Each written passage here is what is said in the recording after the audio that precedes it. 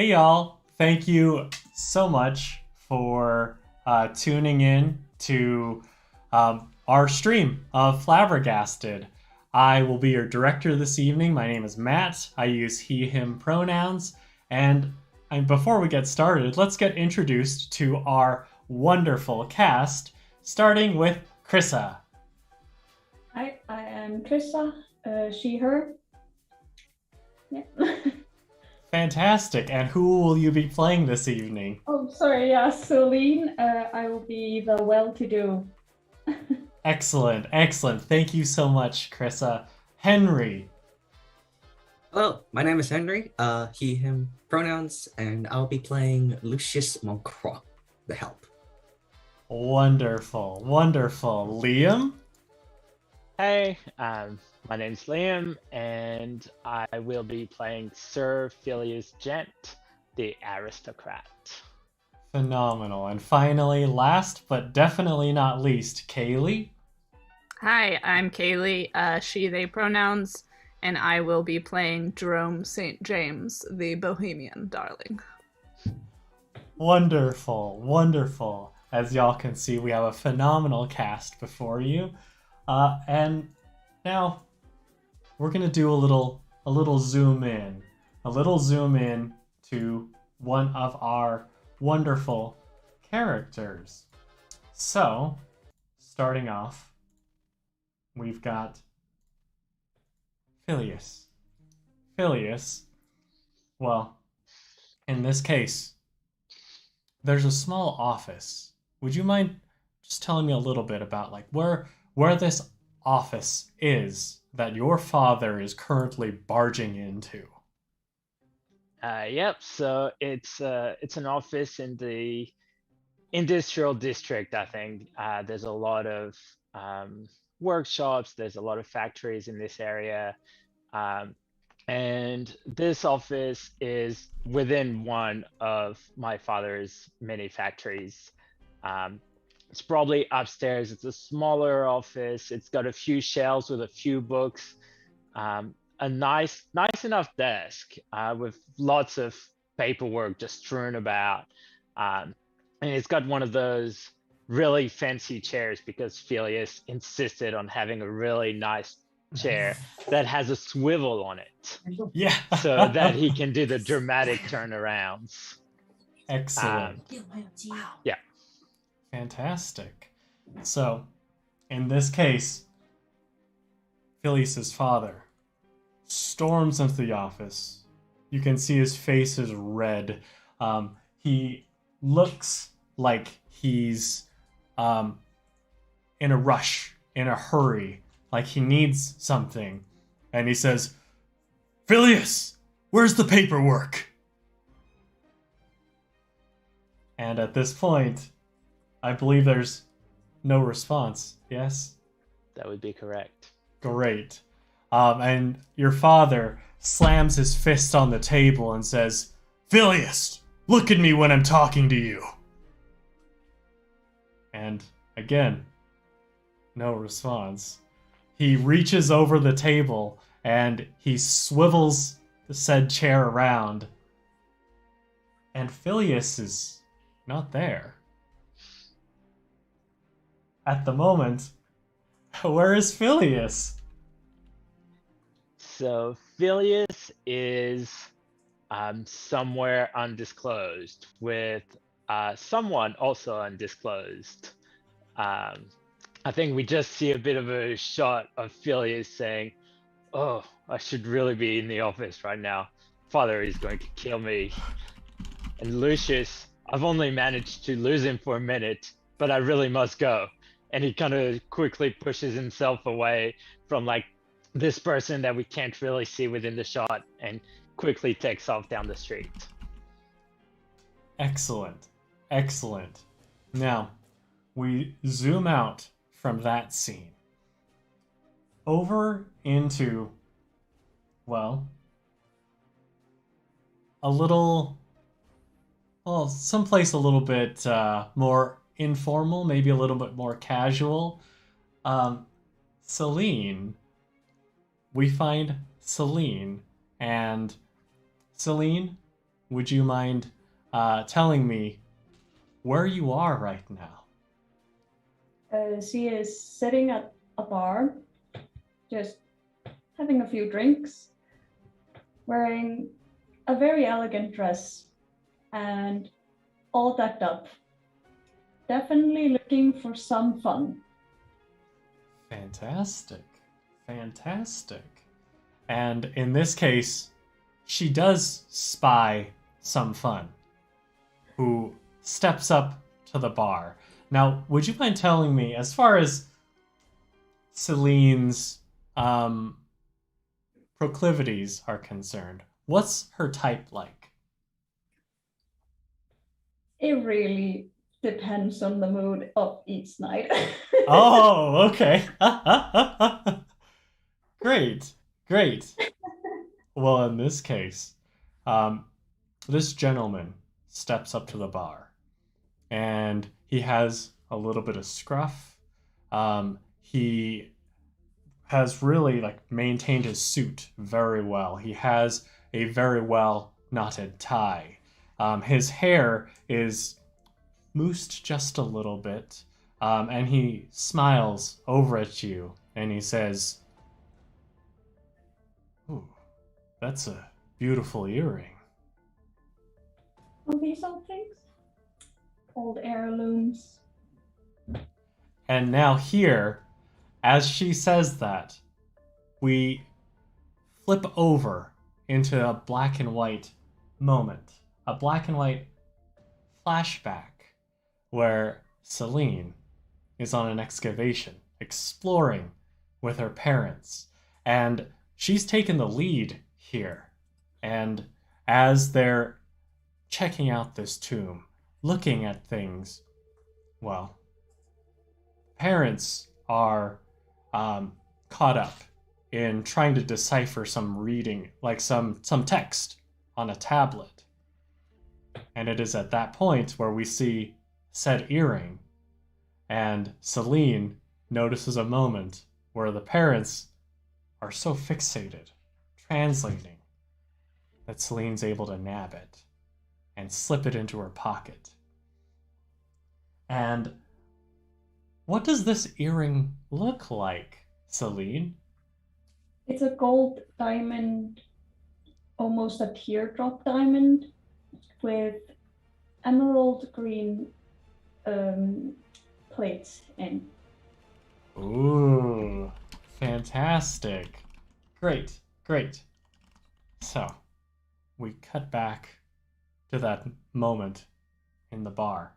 And, oh, sorry, I didn't get to this part. Seline, in that moment, what does Seline look like? Oh, sorry. She is a brunette with brown eyes, and she's wearing a gold and black flapper dress with quite a plunging neckline. Fantastic. Fantastic. So, as Seline is talking with this tall, dark, and handsome man, we zoom out and switch over to where we see Lucius. And we see that moment where Phylias is saying that he'd better go back to work. And I'm sorry I missed this too, Phylias. What does Phylias look like? Phylias is very young man. He probably would like to be able to grow a beard, but he's not quite there yet. Despite being probably 18 or 19, he's still got like this patchy stuff happening, so he just tries to keep it clean. I feel his pain.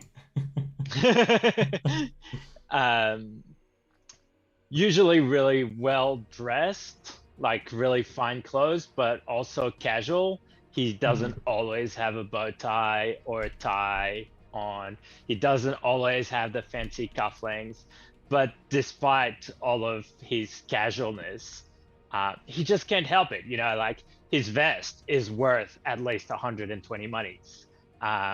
His shirt was definitely imported from somewhere expensive and ridiculously fancy. So he tries to be someone that could mix in with the common folk, but he just sticks out so much because of how much he radiates of his own wealth. Oh, fantastic, fantastic. Now, as Phylias is leaving, of course, at this moment, Lucius, you are chatting with some other valets, some other people who work for the upper crust. Lucius, what does Lucius look like? So I would say Lucius is around his 50s, though, kind of like the Tony Leung vibes. He looks old, but really doesn't show it that much. Not much the Silver Fox, like he still maintains it pretty well. He does have like a slick back hair and just like a normal valet tweed suit on. Something casual, since he's chatting with the other valets. Fantastic. Fantastic. Now, as Phylias runs out, I could imagine there being a little bit of a hubbub. Maybe Lucius, you've got to catch up to him. I mean, you are his valet, in which case it's a scramble. You're getting your stuff. You're getting Phylias's stuff. And it is at this point that something's missing. Something important. What is missing, Lucius? So, because he works for Sir Phylias Gent, he often keeps with him a little leather black notebook that basically contains all the information that's what Phylias Gent has done. Most of it good, most of it bad. To basically report to his father, since he is who employed him to take care of Phylias Gent in the first place. However, he might have got a little bit too carried away with keeping up with the updates and included all the gossips and rumors of all the upper class society. It could probably burn the whole circles down. And that's bad. Great. And we might just see just a little crack in the otherwise very dignified expression that Lucius has. Once he realizes it, maybe just a little bit of a tiny amount of panic.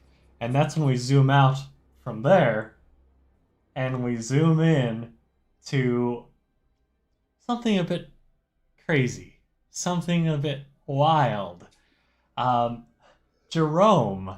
What is Jerome doing right now? What kind of raucous behavior is he engaging in at this party? He is not currently occupied, but I would say has been occupied. We don't have to go too far into the details, but he is in one of the bedrooms of this party, enjoying a cocktail, maybe a smoke with just a few party goers, various genders. Just sort of, has had some fun times, has been drinking, has been partying, has sort of haphazardly thrown back on some of his clothing, but not all of it. His, I think, his pet monkey, Mr. Tompkins, is in the next room. He's actually, Mr. Tompkins is actually making a cocktail for Jerome. Jerome has requested a freshened drink for himself and some of his guests as well. So Jerome is actually in the kitchen, just mixing up a martini. Got like the little cocktail shaker, yes. And Mr. Tompkins is also exquisitely dressed as well, I do want to say. He's got a little suit, a little bow tie, yeah. Awesome. Well, is at this point that one of the people at said party hurriedly is knocking on the door and says, Jerome. Jerome sort of gets up quite quickly, pulls on the rest of his ensemble, and Yes, what is it? Your dad's outside. Goodness, all right. Well, it's been lovely, he says to the other people. Now if you'll just, make yourself comfortable, I'll be back later. But I have some business elsewhere. And he, again, just sort of hurriedly putting on the rest of his, which, it takes a while. He's very well dressed. He wears all sorts of fancy patterns and colors, and he's an artist. He loves just anything aesthetically pleasing. Tries to get himself looking semi-presentable, and walks outside, past probably just several people passed out in the other room because the party is still going on. Right. Still some dancing. Several people have at this point just retired early by passing out, but there's probably some people still partying. Sort of stepping over their bodies as he makes his way to the front door. Fantastic. And there, of course, the door swings open, and you see your father standing right there. And this is maybe a little uncharacteristic, because when he travels well, and typically he would have people to do things for him, such as opening doors, but he's here alone, and he swings the door open, and he says, "Jerome." Father? To what do I owe the pleasure? So the rumors are true. You'll have to be more specific on which rumors. There are just ever so many all the time, and one can't keep up with them. Look, clearly you aren't going to get your act together, are you? I mean, acting is a fine profession, of which I know several actors. Jeremy Buckspin, right over there, one of the finest actors to ever tread the boards. Well, he's sleeping at the moment. Shall I wake him up for you? I'm sure you know many an actor. I just want you to get your act together and act as you should, as my son. What is it this time, Father? You know what? Since you won't take this seriously, or anything seriously, I'm done. I'm cutting you off. From the money? Yes. Father, Not one more penny. Well, surely we can talk about this. Perhaps this isn't the time. I am sort of in the middle of... We had plenty of time to talk about this, and yet every time you've been busy, every time you've been off gallivanting around with your friends. Well, yes, I do have quite the social calendar. You have to make an appointment, which is what I've been saying. Well, in that case, when you want access to the money again, you'll have to make an appointment. And he's going to turn and walk away into his car.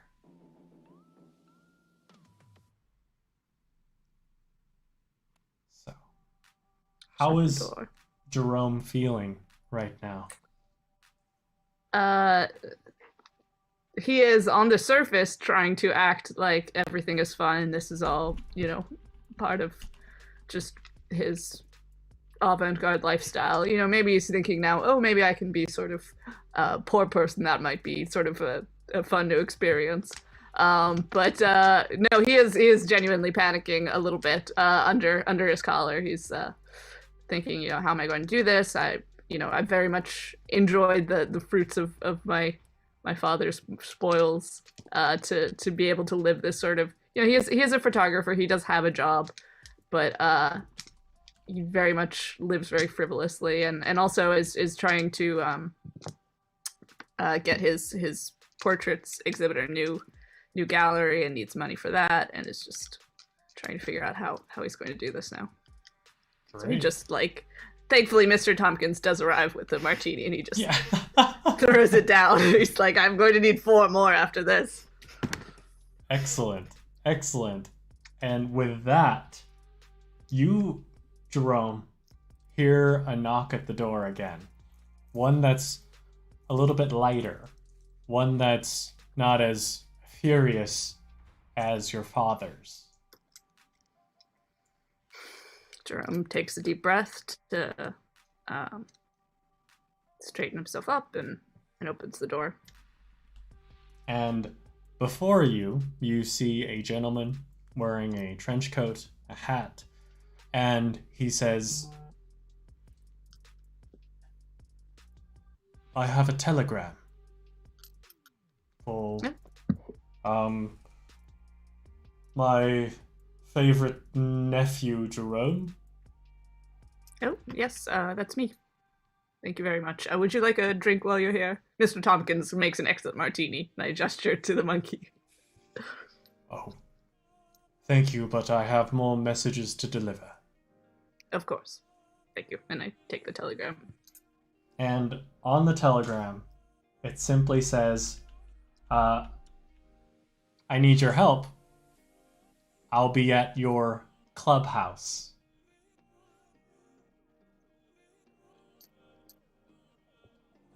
Interesting. I pocket that. I say, oh. Fantastic. So, we zoom out from there. And we go back to the social club, which, I mean, if one of y'all can remind me real quick, what is the name of your social club? The Cipher Advisors? Was that the Phenomenal. name of I believe so. Wonderful. So to set the scene in this case, I'd say Jerome, maybe in the heat of the moment, with those emotions rising, you head back there, and you get there before your aunt does. At which point, I'm gonna go through each one of you. I will start with Phylias and Lucius, and then Seline. But at the clubhouse, what are you doing? Like, what is your normal state of being as you're at the clubhouse? Phylias. I think Phylias said he was going back to work, but on his way back, he probably decided, I'll just swing by the club for an hour or 5. And he's probably picked up one of those puzzle boxes that you have to like twist at a quarter turn to pull out the key to turn into that keyhole to flip this thing. And we see him just kind of like trying to work on it. And just kind of getting really frustrated and just like chucking it to the side and just grabbing a paper and like doing some Sudokus instead. Great. How about Lucius? Lucius would probably be doing 2 things. One of those things is not available anymore, since he'll probably be reading that black letter notebook that he used to have, but he can't now. So most of the other time, he would just basically do the unsolved puzzles that served by Phylias Gent has not finished. Like all the things that he's thrown on the ground, he just does it and just complete it on the side. And on to the next thing. And the next thing. Perfect. In that case, I picture as Phylias throws that puzzle box aside, Lucius just deftly catches it and just starts finishing it. Yeah. And Seline. She's probably having a drink at a small mini bar there, taking out any book at this point, because she has probably read all of them at this point and curses how few they are. And he's through it. Excellent. And it is at this point that Jerome, you arrive back at the clubhouse.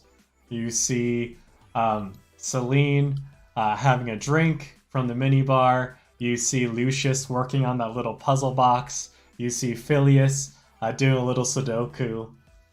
And Jerome, right as the door closes behind you, that is when you hear a very light knock.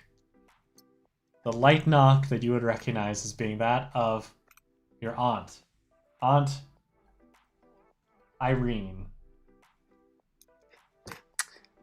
So I will hurriedly go to the door, open it for her, and say, "Ah, yes, Aunt Irene," and kiss her Jerome. on both her cheeks. Just make sure. Like, how did you how was your arrival? Are you tired? Would you like something to drink? A snack, not perhaps? at all. Not at puzzle? all. A drink would be nice, but please don't have. And she'll lean in to whisper just to not hurt the feelings of Mr. Tompkins. But she'll say, "Please don't have Mr. Tompkins make it, because last time I found a hair in there, and that's not my jam."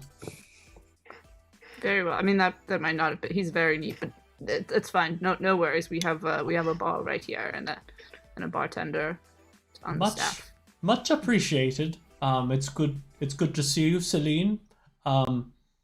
Sir Gent.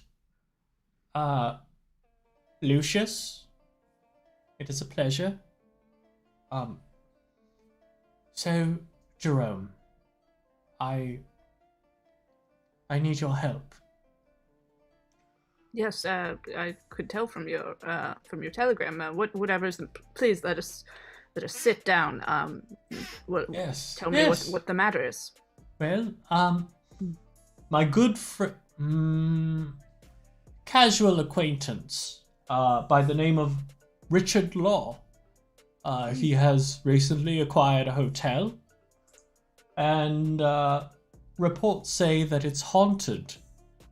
So I need you and your team to get to the bottom of it. Otherwise, he won't be able to get any rooms rented out, and then he'll come knocking on my door again and be asking for money again, and I can only have 1 or 2 leeches in my life, Jerome. Yes. And on the subject of which, just, my birthday is coming up. Oh, yes. But and not important. Not what. Let's get back to this hotel. Yes. I said how deliciously macabre that sounds. That sounds quite fun. Ghost. Yes. So, Ooh. if you can, here's the address, and she will take out another little card and write in very, very neat cursive handwriting the address.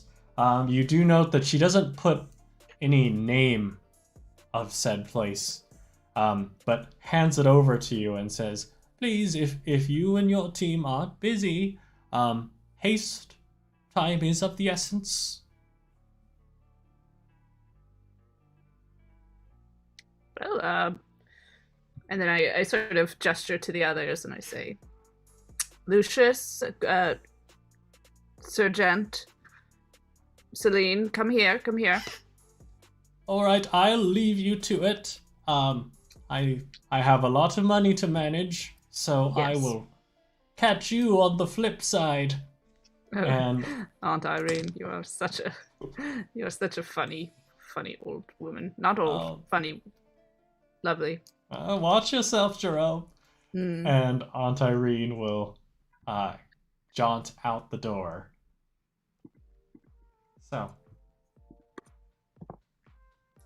So, if the others have joined me, then I will show them the note and tell them of this supposedly haunted hotel. Like, what do you think? Celine kind of slams the book and goes, "Well, anything's better than reading these books again." Haunted. Yes, I mean, it sounds like exactly the kind of mystery I've been wanting to deal with. Yep. Are you a believer in the? That's for sure. Are you a believer in the supernatural? It doesn't Oh, exist. well, if I was to listen to my old friend Louis, he believes all sorts of things about ghosts and potions, and I think he's recently joined a club of believers of such things. If nothing else, it makes for a great adventure. It does. Best case scenario, we can prove that it's not right or true. Anyway, there are also reasons which I don't need to get into right now, but as it happens, I find myself financially at a bit of a crossroads. Things with my father are not, shall we say, ideal. So there's another reason why I really need to be in my Aunt Irene's good books right now. And yes, I think it sounds fun. I Right. just, I've always wanted to believe in ghosts. Sorry, what was that, Seline? She asks, so you can't live off your father anymore? Well, I mean, of course I do have my own sort of business as a photographer, but that doesn't pay the bill. Anyway, it's not money. So gauche, why are we discussing this right now? We have a ghost to hunt. So you don't believe in ghosts, Seline, is that what you said? No. There's always a logical explanation. You don't think perhaps there's some sort of spirit when one leaves this earth? No. Well, this should be fun. What about you, Lucius? Sorry, what was that? Do you believe in ghosts? Oh, sorry, I was quite Come preoccupied. on, Lucius. I've known you to pay a lot more attention than this. So, apologies, Sir Gent. I have usually not been this out of character before. No, I often believe that the supernatural is caused by the imaginations and whims of some very highly imaginative individuals, perhaps out of psychotic or delusional episodes. But that's just me. Only my opinion. That all great art is out of great imagination as well as psychosis and delusions. I think it's lovely. No, I concur as well. However, unless someone could prove me wrong, then I have yet to see one myself.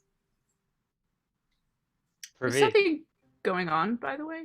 You seem a bit distracted. There is, as a personal matter, but it's hopefully it'll be nothing too damaging, in a sense. Well, time to go, I think. Yes, it's indeed. I shall go get your bags, Sir Gent. Thank you. And the car around the front. Yes, of course. Silly me. Great. So, in this case, it sounds like Lucius is the one driving there. Yeah, probably. Is Lucius good at driving? I would say he is. However, it's like usually he'll be. I think it's easy to tell that when he's relaxed, whenever he has like radio like on, like probably like something from like the recent like pop tunes of the time, but just this time it's just uneerily silent. Like he just forgets to turn the radio on. It's just tension is just so thick in the car. Fantastic. So, on the way there, following the address, you do note that this area, it is in a fairly well populated area. There are quite a few businesses, nearby inns and other hotels. This one, as you arrive, you note that there are the sign is illuminated quite well. It looks like the sign itself has been newly painted, and but the lights seem to flicker just a little bit. And this is the Overlooked Hotel. And as you take a look, you do notice that there is a massage parlor just connected to the right of said hotel. There are quite a few floors here. But as you pull in, there is a gentleman who stands at the front who immediately locks eyes with Lucius as y'all pull in. And as Lucius gets out of the car, he says, "So, are you the ones with, the ones for Lady Irene?" Yes. I am the valet of Sir Gent, but we do have the nephew of Lady Irene with us. Yes, she was the one who sent us. Wonderful. Then, and he'll snap his fingers, and then four other gentlemen with the same, wearing the suit, white button-up, no tie, long black slacks, white gloves, and they all come out and assist with bags. There's even a valet parking service, if Lucius would be so inclined. Yes, I will definitely take that. It'd be rude for me not to. Excellent.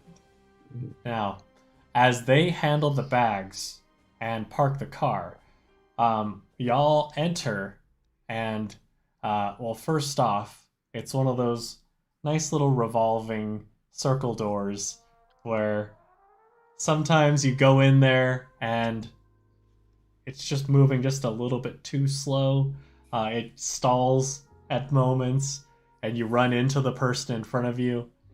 But you are able to pass through that pretty decently, and you do note that in this opening hall, the lobby area is fairly big. You note that there are red carpets. There is a massive circular table in the center with flowers, though there's quite a lot of empty space on this table as well, as though people could set things down if they needed to. There is an enormous painting on the wall opposite, I would say just across from the entryway. There are long wood, very old and yet well-maintained wood counters at which there are a few employees who are there to welcome guests to this establishment. But at this point, they are watching one gentleman with gray hair that is, I'd say, mid-length. He's got a nice, well-maintained mustache. He's a little on the portlier side. And as he sees all of you arrive, he says, "Hello there." Greetings. Hello, sir. Are you, Jerome? Yes, that's hello, and I shake his hand. I say, yeah, Jerome St. James, nephew of Irene St. James. It is a pleasure. My name is Richard Law, and I am the owner of this fine establishment. And your friends here, it's nice to meet you all. And he'll extend his hand in turn to greet each of you. Does he greet Mr. Tompkins as well, who is on my shoulder? Initially he doesn't, unless you I think Mr. Tompkins does actually reach out a little monkey hand to shake his hand. So it will look rude if he doesn't take it.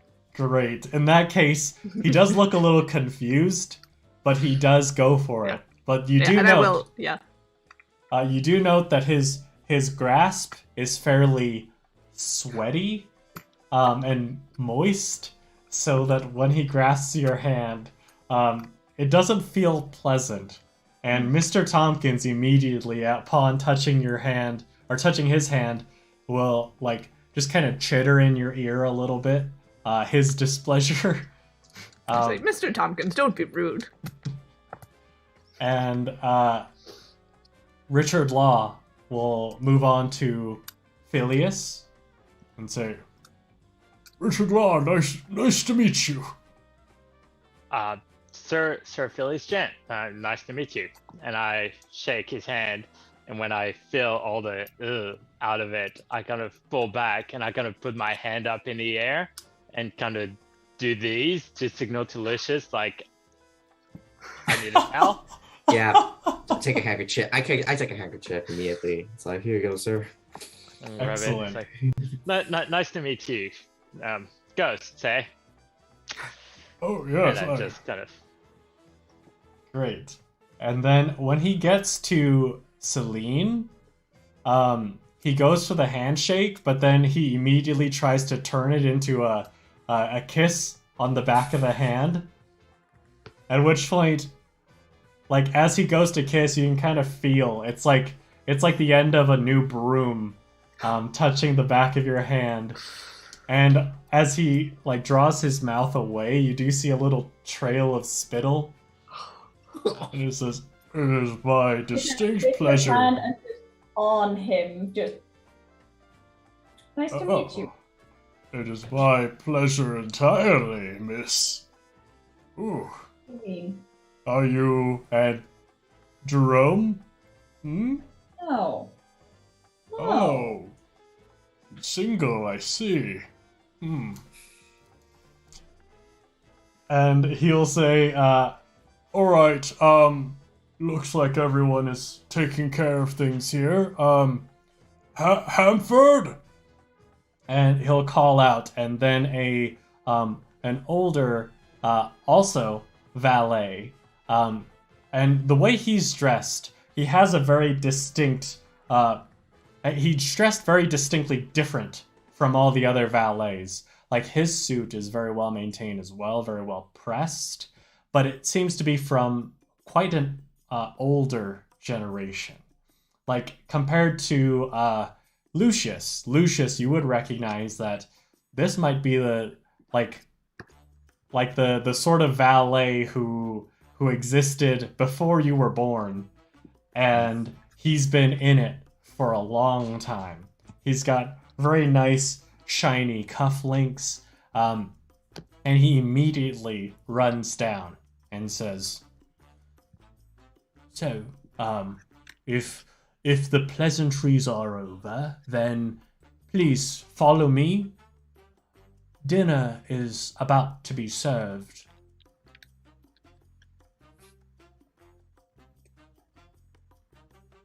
Right.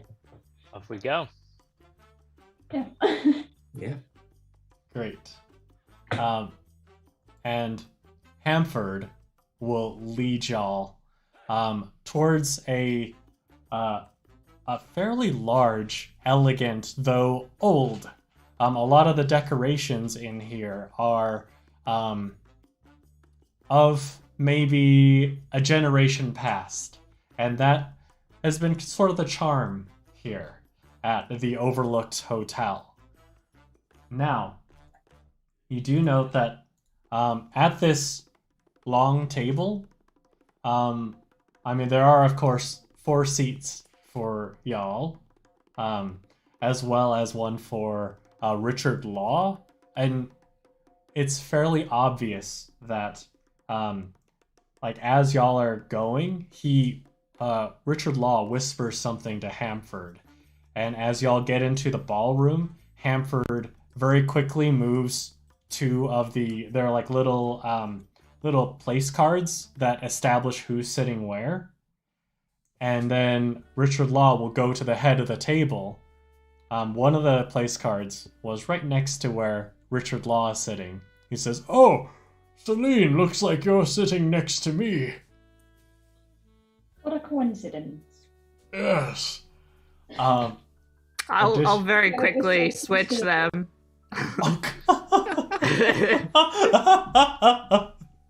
Be like, oh no, you must have misread that.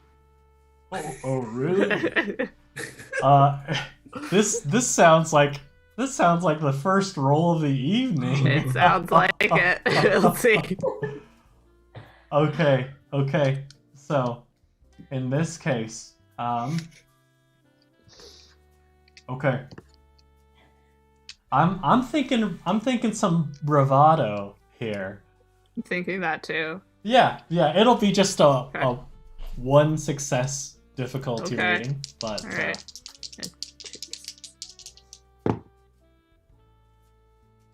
No, that does not work. all right. So he's definitely going to notice me doing it. So he will look at you, Jerome, and say, "Oh, I'm very flattered, Jerome, but I don't swing that way.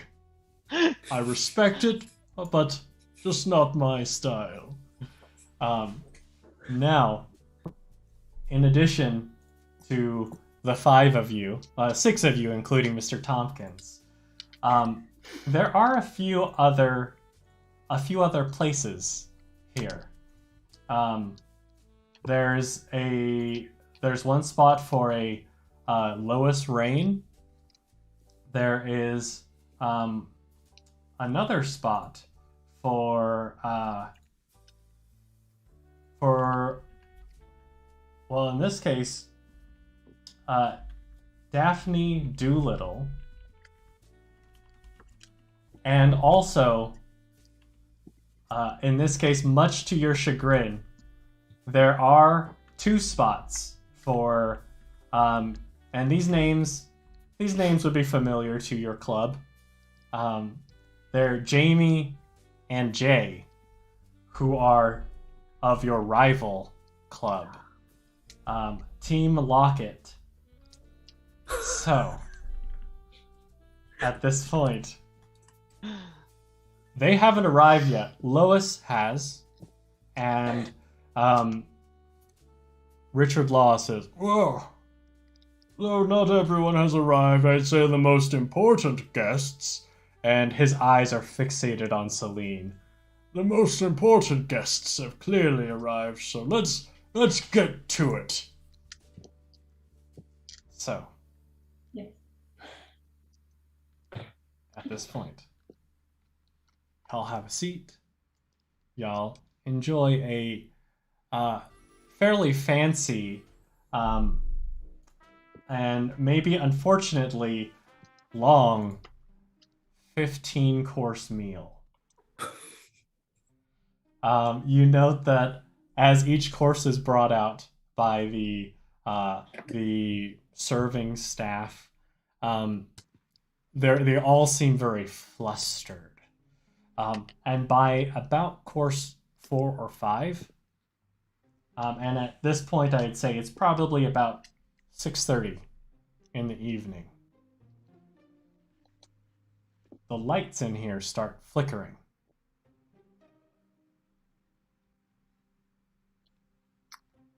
Oh, that certainly adds an ambience. What was that, Seline? She tells him he needs someone to check that out. An electrician.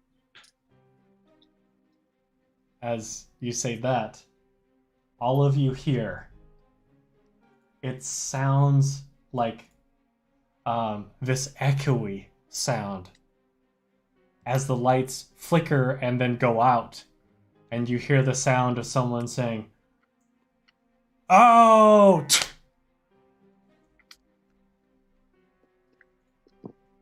Out!" I look around and I'm like, I'll be damned if I let anybody tell me what to do. And I just kind of get up and I push my plate away, and at that stage I'm full. Like, the last 2 courses have just kind of been sitting in front of me and I haven't touched them because I'm not hungry anymore. And I just kind of get up, push the chair back, and I'm like, Lucius, Yes? let's go check out the fuse box. Cool. And I look around at the others and I'm like, seems like the right place to start. Well, Hamford will stop you and say, "Please, there's one thing that, well, before you take a look around, I understand that's what you've been assigned to do here. Let me tell you a story. and he will grab a candle and hold it menacingly underneath his chin and say, You should be careful. Like, you don't want to get your beard all burned. "Oh yes, thank you." Well, this is the tale of Brutal Bernard. They say that he stayed here in this very hotel years ago, even before I began working here. And he went mad. He started hearing voices. And he went on a rampage, slashing every door he could find, trying to hunt down the other tenants. He met his grisly end when he got his tongue stuck on a pole in the freezers and froze. And they say his spirit haunts this very place. So you're telling me a mass murderer got his tongue stuck to a pole in the freezer and died? Well, he wasn't a mass murderer. He tried to, but he wasn't able to find anyone on his rampage. A wannabe mass Yes. murderer. Yes. And That's- so for his final act, he decided to lick a freezer. How cold. I can't explain the actions of a madman. A likely story. Probably on some. Well, They do say that ghosts, they have unfinished business when they, they emerge because of this unfinished business. So perhaps this poor man who just wanted to go on some sort of murderous rampage, he never got his chance, and that's why he haunts this place. Yes. Sure, poor man. Yeah, poor man. I mean, he was clearly not entirely well. I do think that's a dreadful thing to do to doors, let alone humans. Yeah. They don't condone murder. I'm just happy that no one got hurt in that story. What was the staff doing? Jesus. I know, right? Yeah. To let a madman go around and slash every single door, that's so unprofessional. No offense. As I say, that's a Hempert. Oh, not to worry, I wasn't working here at the time, but after saying it sounded quite ghastly, so. When was this? This must have been 70, 80 years ago. And has it been haunted ever since, or is it only recently that it's become a problem? Oh, well, from my understanding, and Richard Law will jump in and say, I think it's been haunted ever since. They lied to me when I purchased the place. They said there were no problems. And what sort of... Oh, Seline, go on. Then Yes, how do you Seline, know my it's been haunted precious. since then? Okay. I'm sorry I interrupted. Then how do you know it has been haunted since then? Are you that old? Are you asking Hamford or Richard Law? Richard. Oh, Richard Law says, no, of course not. I mean, sure, I may not look it. I am a ripe 55 right now, though I have the sprightliness, the springiness of a 20-year-old, I assure you, Seline. But, from what I'd heard, it's been haunted ever since, and of course I have to trust my employees here, who they've been working here since then. Who's the oldest who has worked here before? That would be Hamford. Yes, I've been fair enough. working here since I was in my early 20s. And know were the haunts frequent during your time of service here? Well, Or then? I believe that they were less frequent then. It seems that perhaps certain presences as of late may have unfortunately unnerved old brutal Bernard, and as such, the activity has accelerated. What do you think might have upset him? Is it the purchase from Richard here? Or is it something else? Perhaps. I mean, the last owners were a good family, and they have had quite the history here. I mean, I even took care of their last little one before they decided to move. But who knows? Why did they move? It sounded like the youngest one didn't want to manage this hotel nor really do anything else. He had quite a sizable fortune, so we decided to head out and enjoy the more opulent things in life. Quite. Phylias is like, now there's a thought.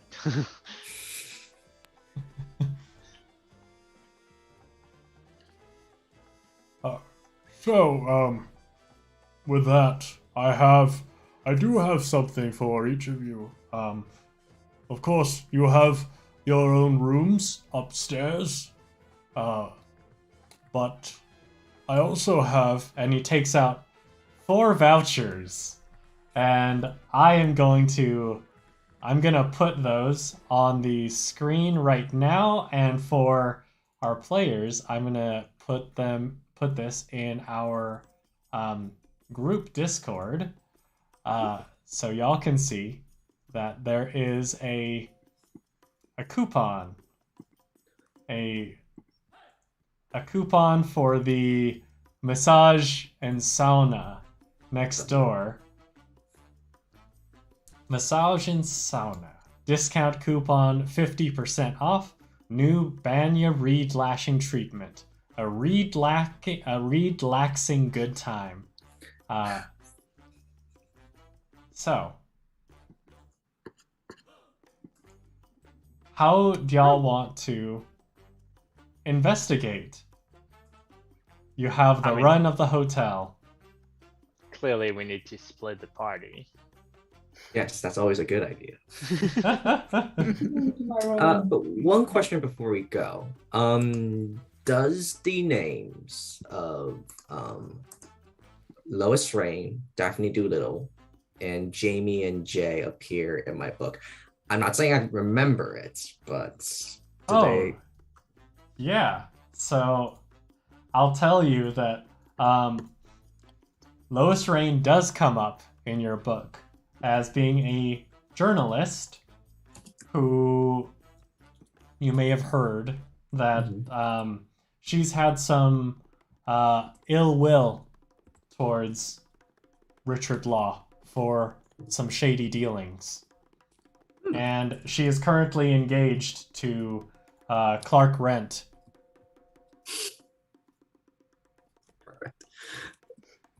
And Jamie and Jay are, of course, Team Lockett, who are your rivals, who always show up with a little dog, and they try to foil your plans.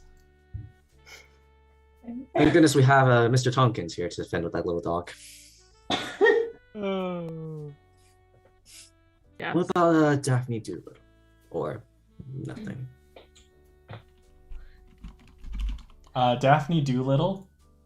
Okay. So, Daphne Doolittle is actually a fairly renowned electrician in town, who would typically be charged with helping make sure systems are up to date. Mm-hmm. And you would know that it's fairly difficult to get a hold of her directly because she's quite the pro and thus in high demand. And so it's just us, but these people haven't showed up yet. Yes. Absolutely. I think I just mentioned this to I think I mentioned this to Sir Phylias Gent to be like, we actually have some very interesting individuals who come here. One of them is a journalist, not really good terms with Richard Law, Daphne Doolittle, an electrician, and of course, you know, Jamie and Jay from Team Locket. Yes. Last I saw them, I swear they were blasting off again. Along with their little dog.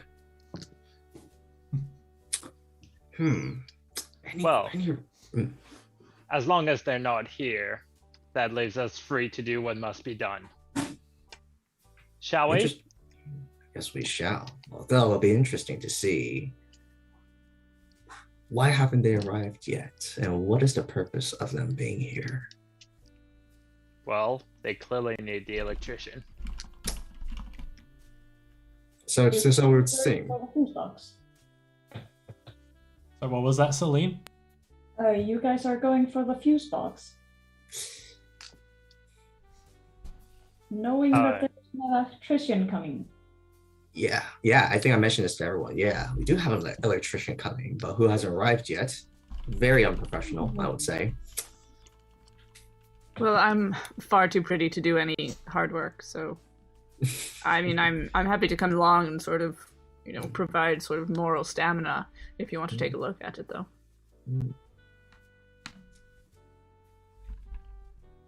Off we go then, and I just start walking.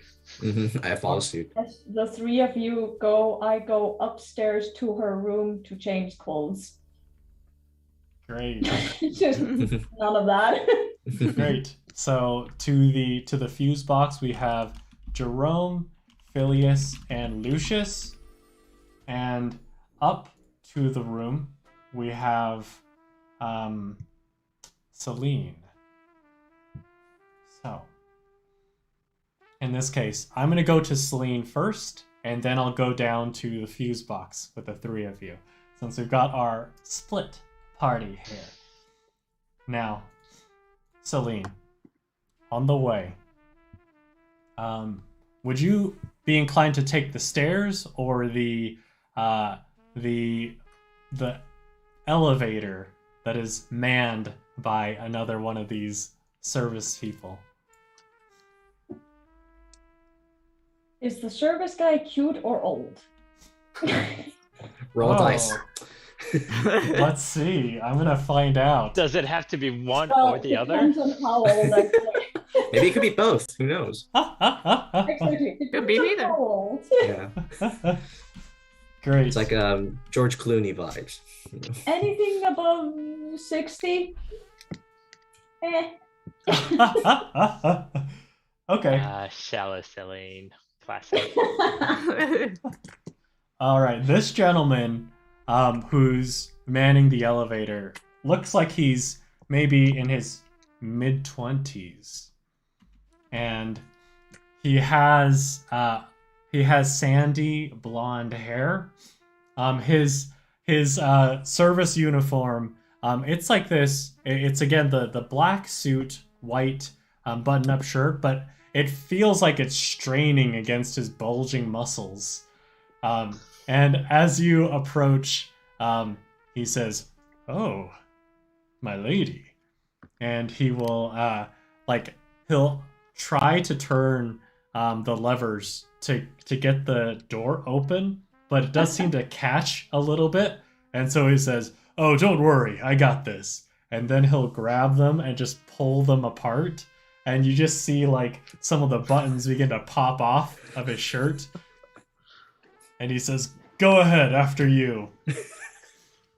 He kind of bends under his arm and just, you're clearly new to this, aren't you? Yes, yes. How did you know? How could you tell? I had a hunch. So, what, and at this point, your room number is room 217. And he'll ask you, so what floor are you after? Floor 2. All right. Short trip. And he will... We'll make it longer. Oh. Wait a sec. Sorry, my break is until later, but... Oh, it's okay. You can help me in my room. Which room is that? 117. And he will, he looks almost like an excited puppy at this point. And once you reach floor 2, he will again, just pull it open and then lead you. He'll, hold his arm out, and at this point, his suit jacket has kind of cracked open a little bit from the strain. But he'll hold his arm out to lead the way. Now, I'm going to come back to you in a second, Seline. Over at the fuse box, we have Lucius, Phylias, and Jerome. So, y'all go take a look. In this case, are you... do you want someone to lead you there, or are you more inclined to go inspect on your own? I imagine I started walking without realizing which way I needed to go. Yeah. And then along the way, I'm just like, Lucius? And I Yes. think you pick up on the cue, like, you know me, you know I have no idea where I'm going. Yeah. And now I'm expecting you to know where we're going. Yeah. Then I basically look at the indicators or the signs that are obviously in the hotel, as they should be. I was like, yes, and just look at one of the signs, like, I believe it's this way, sir. Yes, this way. So on the way, you'll also see signs that indicate to the kitchen, to a general staff room as well. A couple restrooms, an office.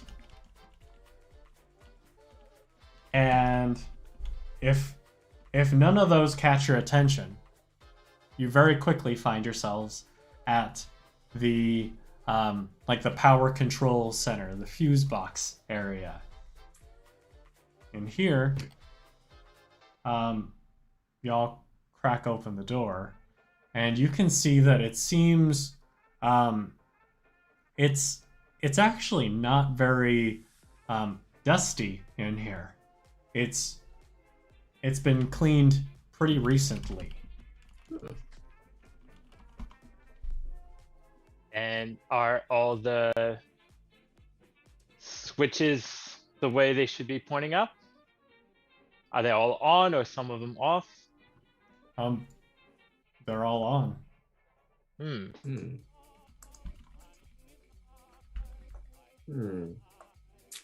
of look at it.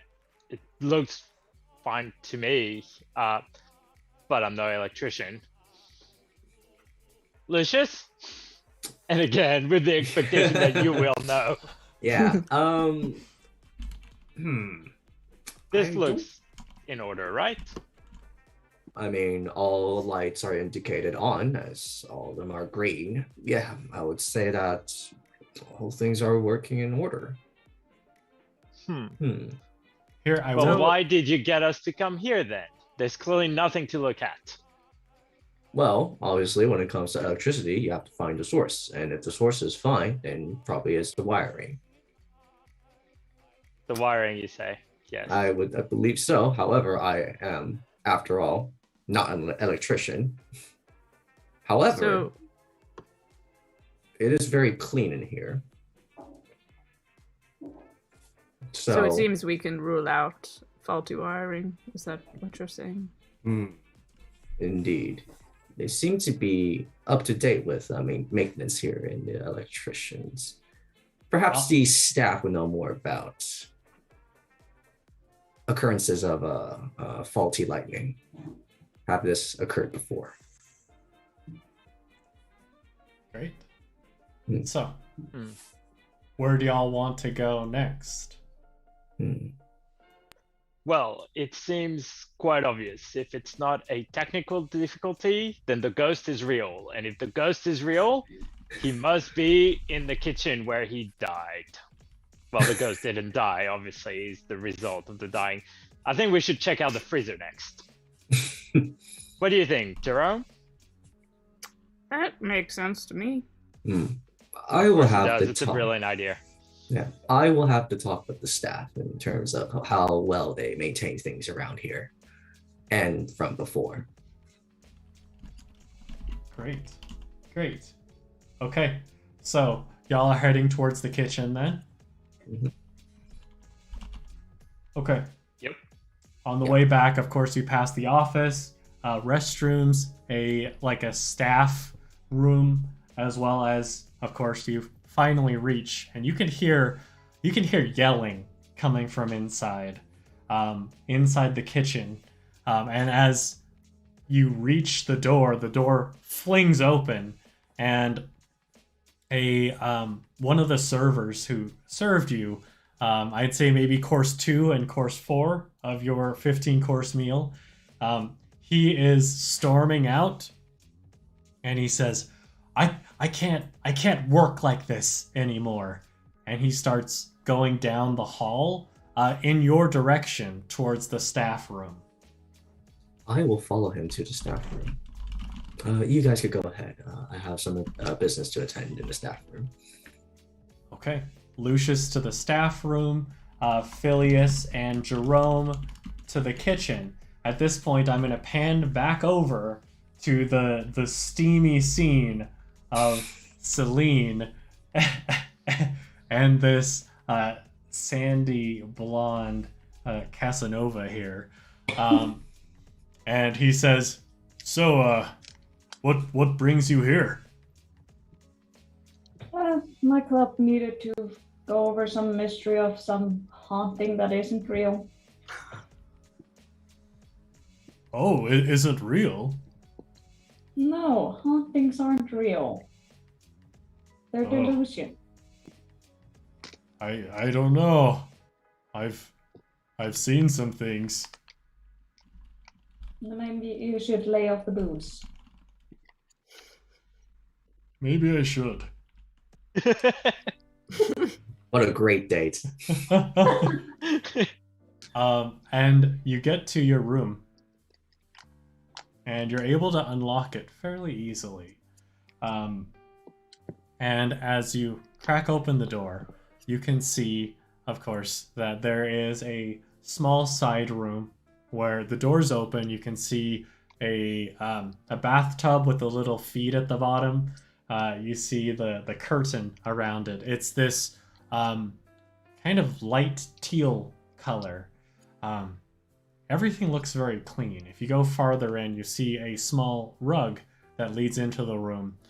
You see a little radio, a bed, and also there are the usual welcome to the overlooked hotel, and little stationery, a pen. What do you want to do, Seline? He's gonna teach him how to be a good server. Oh, okay. That's Okay. it. Great. We're Great. here, so. This sounds like a fade to black Yes. moment. Great. So, Seline goes and does some instructing. So, whilst that is going on, there is a point at which you hear that sound again. And maybe it's the most inopportune time, but you hear the sound of Out! It kind of fades into the background of the Great. scenes. Unbothered. Excellent. So I'm gonna That's come the back. ambiance. And I mean, at this point, like when you hear that, maybe it just breaks you out just for 1 second. But you look over at the clock, and it's 7:30 at the moment. Now I'm gonna come back to Seline in a second. We go over to Jerome and Phylias.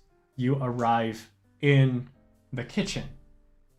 And you see inside quite a few of the long metal tables upon which you would use to prep food. There are a number of courses that have yet to be touched since the meal was cut short. And there is a gentleman with a tall chef's hat who just looks flustered. So, what do you do? Something the matter? Yes. I prepared all this food, and yet my guests. I told him. I told him that no one would want to sit down for 15 meals, and yet he insists. Oh well, I'm sure it's nothing to do with your delicious food. Oh, you tried it. Oh, yes, is very good. Excellent. My compliments. Thank you. I think Phylias is just kind of walking around, ignoring that conversation, just looking for the fridge, just kind of digging around and going, where's the fridge? Where's the fridge? Looking for those massive doors. And you do see those massive doors at the far end, just past the ranges, the stoves. Are you gonna wander in? Yeah, I'll go there. Great. So whilst Phylias is fumbling around for the fridge, Jerome, is there anything else you'd like to say to the chef? I look behind me. I notice that Phylias is no longer there, and I say, "Well, it's very nice to meet you. I just, I wanted to extend my compliments on this. I wanted to know, who was the chef that prepared such a splendid meal."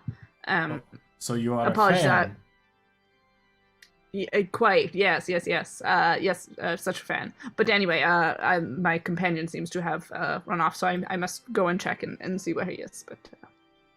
All right. Well, it's always nice to meet a fan. Quite. I am if... in the arts myself, so I entirely understand. Oh. And then he'll see like Phylias going in and say, "Hey, what are you doing back there?"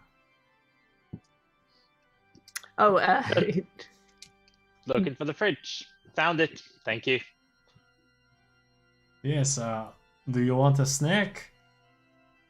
I just gotta open the doors and I'm like, no, I'm looking for a ghost. There's no ghost in here. Well, But we checked the electricity and the electricity works fine, so clearly something spooky is at hand. Surely you've heard the rumors of the ghost. I've heard the rumors, but I haven't seen anything, so. Oh. Well, Yeah. That's the thing. You see ghosts. They're not always visible. And I kind of turn to look for Lucius, and I'm like, oh, that's right. Jerome, the ghost. What was its name again? Was it Bernard Brutal? I believe it was. Bernard, yes. Brutal Bernard. Perhaps I've got that backwards. Whilst y'all are having this back and forth, immediately something starts stirring in the background that makes it a little hard to talk, because you can hear the sound of popping kernels as this popcorn machine starts going off. Does it seem like a weird occurrence, or It does seem a little strange that it's happening in a chef's kitchen. I I'm look at the just- chef. Yeah. Sorry, Jonathan. I'll just look around a bit confused, and I'll say, Bernard, is that you, Bernard? And then I kind of have a bit of a crooked smile. I'm like, it's nice to meet you. No, my name is Menon. No, not you. I'm talking to the ghost, the one that froze to death in your freezer, I believe. Froze to death? What are you talking Cold? about? Ah, where's Louis to translate whenever I need him? We were told a story. We're investigators, as it happens. Well, if there was a history of this, then I wouldn't know. I've been working here for just a few weeks. Oh, well, congratulations on your employment. Oh, thank you, but Does the popcorn machine do that generally? yes, typically, and he'll look over at the clock and say, 6:30, 7:30. I mean, they got to have their popcorn. Yes. So I certainly agree. It's a delicious snack. Great, and I'm gonna pan over to Lucius real quick. Mhm. Lucius, as you're following this very frustrated server, you see the lights in the hallway. They start to flicker a little bit. Intriguing. And I continue to walk, following the server. And he opens up the door to the staff room, and he swings it open just in fury. And he steps in. You can see like he's already starting to like unbutton his uniform. He seems fed up. He seems done with this. Indeed. I think I follow suit. I open the door and I just extend my wishes to him, like, oh, young man, you seem quite perturbed. Yeah, you'd be too if you had to work under those conditions. You don't mean the flashing lights, the 15 courses, all of the above, I assume. Well, the 15 courses. Flashing lights don't really bother me that much. I'm usually in the kitchen. But I mean, it's to be expected when you don't update, when you don't upgrade the power grid. I mean, they install all this new stuff, but they don't have the power to run it. Interesting. Is that why perhaps Daphne Doodle was invited by Sir Richard Law himself? Oh, yeah. I mean, I had heard that she was invited, but I mean, Hamford is in charge of that. So all these guests, they're not exactly invited by Richard Law. They were extended from Hamford? Sometimes. That's quite interesting, because a little birdie has told me that Lois Train doesn't really have that much friendliness towards Richard Law. Oh, yeah. I mean, she did have that hit piece on him recently. Yeah. What was it about? Can't quite remember. Usually Lucius will take out his black book at this time, but he doesn't have it because he doesn't need to remember all this stuff. Great. Great. Hmm. At this point, we're going to pan over real quick to Seline as you've finished your lessons, and the gentleman you're with says, "That's weird," and he goes over to your nightstand where it has, of course, the little welcome papers, the stationery, and on one of these pieces of stationery, there is a little message, and I am going to put that in our good old Discord and also show everyone. And it is at this point that we are going to take a little 10-minute break, y'all. What the heck? So, thank you guys so much for tuning in, and we will be back in about 10 minutes. So, catch y'all in a little bit. Catch you on in a little bit.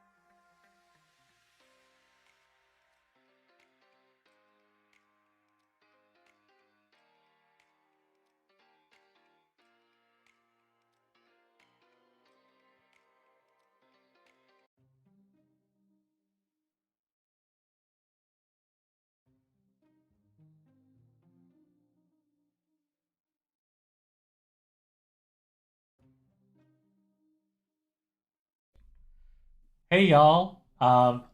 Again, thank y'all so much for tuning in. We are back with some more Flabbergasted, and so far, our crew has had quite a rough ride. They have been tasked to investigate this haunted hotel, the Overlooked Hotel. And at the moment, we have had some interesting flirtations, as well as some successful, some failed. And we've had, of course, some investigating of the fuse box, the kitchen, as well as a server who is fed up with the place.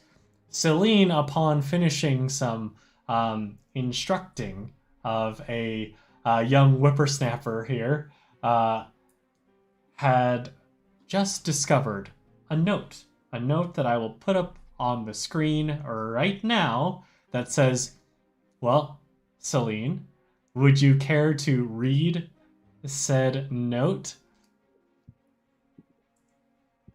It says, Leaf or Copperfield will disappear.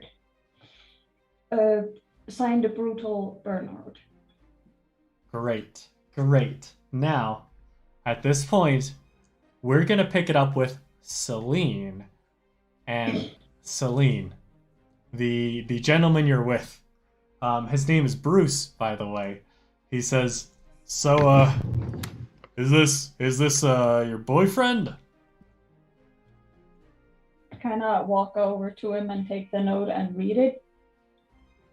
And as soon as I finish reading it, I get really mad. Is this a joke? Are you playing with me? No, of course not. I mean, Then where the we hell were did playing, but I don't know. where did this come from? I don't know. You must know, you brought it. No, I didn't. I found it right here. Get out now. All right. And he'll And like give him the like jacket and the shirt and leave the pants and just push him out. and he'll be like, but what? And now you just left this young, very muscular gentleman with just tops out in the hall. Yeah. So, what do you want to do? Go to the pants and check if there is a key there. Go to the what? The pants. Oh, you check his pants, Bruce's pants, and you find a wallet. You see his identification card. You see that he has $3 in there, 3 monies. You see that he has a very well-worn card for the fitness club nearby. But he doesn't have a key. He does have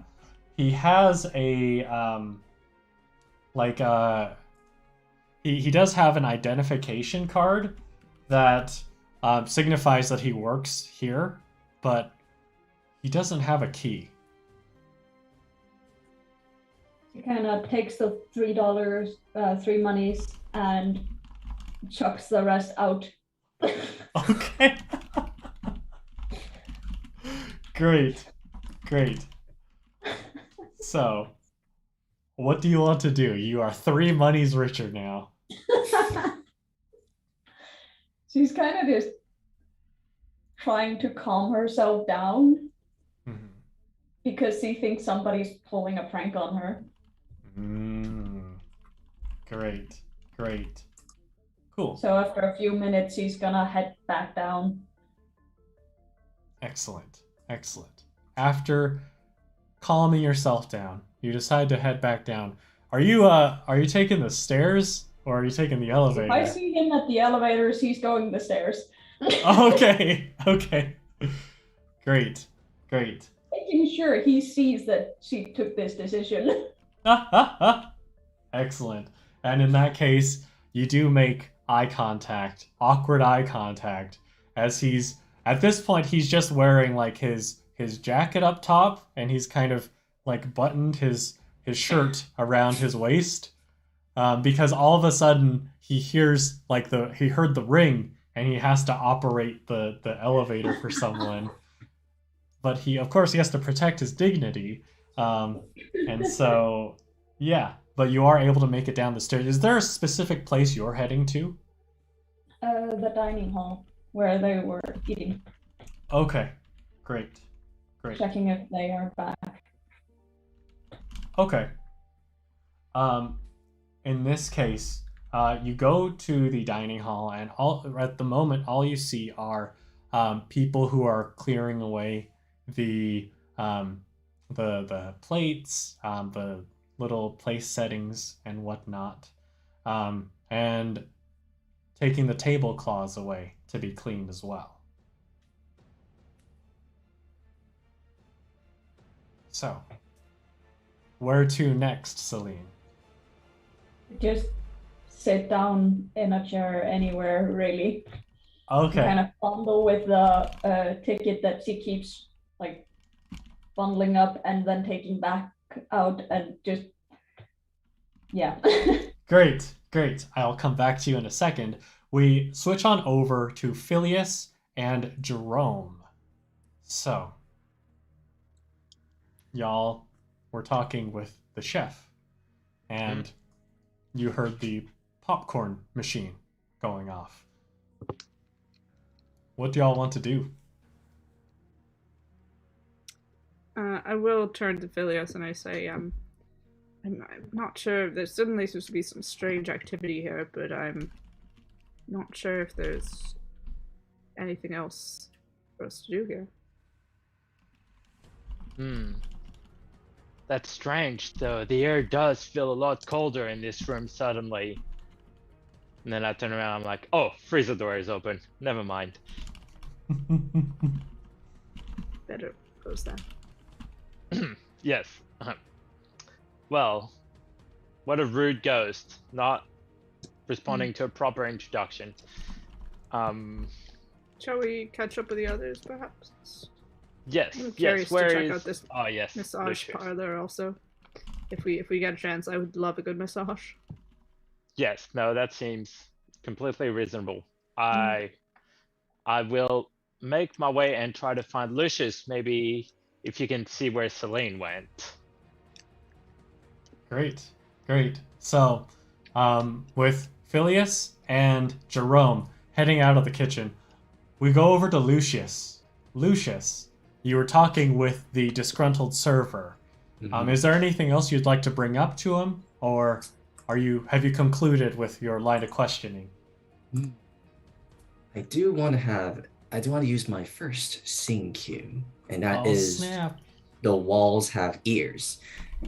Down in the service quarters, gossip spreads like wildfire. You can pick up on any rumor and secrets that you have heard from the grapevine.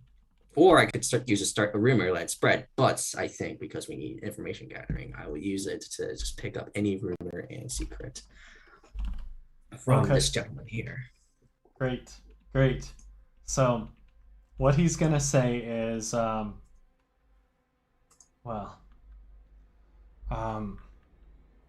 lately,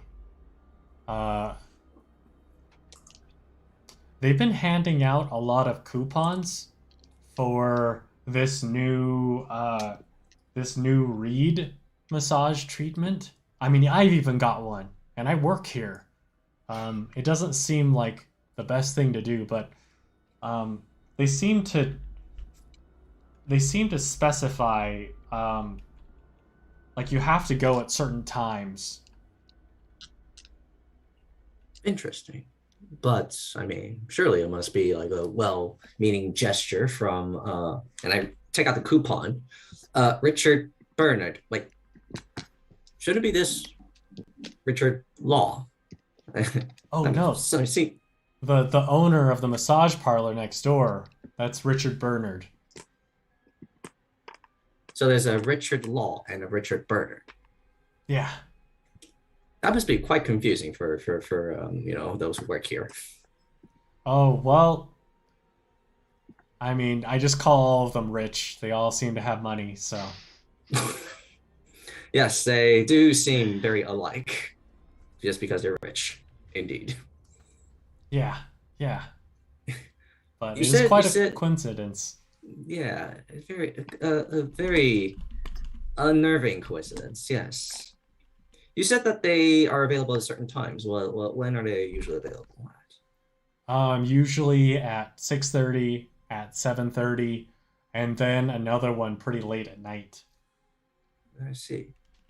Have you been to these massage parlors yet, or has anyone here I been to one? haven't. I haven't. I mean, I did a little bit of research and it just doesn't sound like the kind of thing I'm into. Has anyone here been to it? And what were they thought? What are their thoughts? Oh, I don't know. I mean, Hmm, I was just hired here a couple weeks ago, so hmm, it feels maybe a little uncouth of me to ask. hmm. All right. Well, thank you for your time. I hope, it was very nice to chat with you. Hopefully that you got whatever you had out of your system. We'll like to chat again sometime. I shall go ahead and find my master. I'm sure he is in need of me. Yeah. Good luck. All right. You too. Thank you. Thank you for the information. And I immediately just get out the door and start briskly walk towards everyone else. And as you briskly walk, I would say that likely Phylias and Jerome were heading in the direction back towards the lobby area, at which point you would have seen Seline sitting alone in the center of the ballroom. And it is at that point that Lucius is able to round the corner with his brisk walking. Lucius is trained at walking briskly, so to maintain, of course, you can't get that wrinkled. It's like a power walk. Absolutely. So all of you meet back up in the ballroom. Take it away. So, I found that, well, firstly, regarding the lights, everything has been up to date as I was talking to one of the servers, what they said. However, seems like they don't have exactly the power to maintain such high-end equipment, which would explain why the lights are flickering, so and so. However, and I pull out the coupon to everyone. Um, I I initially thought that this was just a silly typo made by the person who did this, but everyone agreed. Who is the owner of this massage parlor? Richard Bernard, Richard Bernard. not Richard Lala. Yeah, I thought the same thing too. It's not Richard Law who's the one, and apparently it is another person, not Richard Law, but someone named Richard Bernard instead. Now, call me a conspiracy theorist, but it just seems too much of a coincidence that this Richard Bernard has the exact same name of a brutal Bernard. I think you might be on to something here, dear Lucius. It's just these coincidences. I don't mind just the serendipity of coincidences, but this just lines up all too well. Well, And, Seline, you seem very tense. Maybe it's time for a massage, wouldn't you say?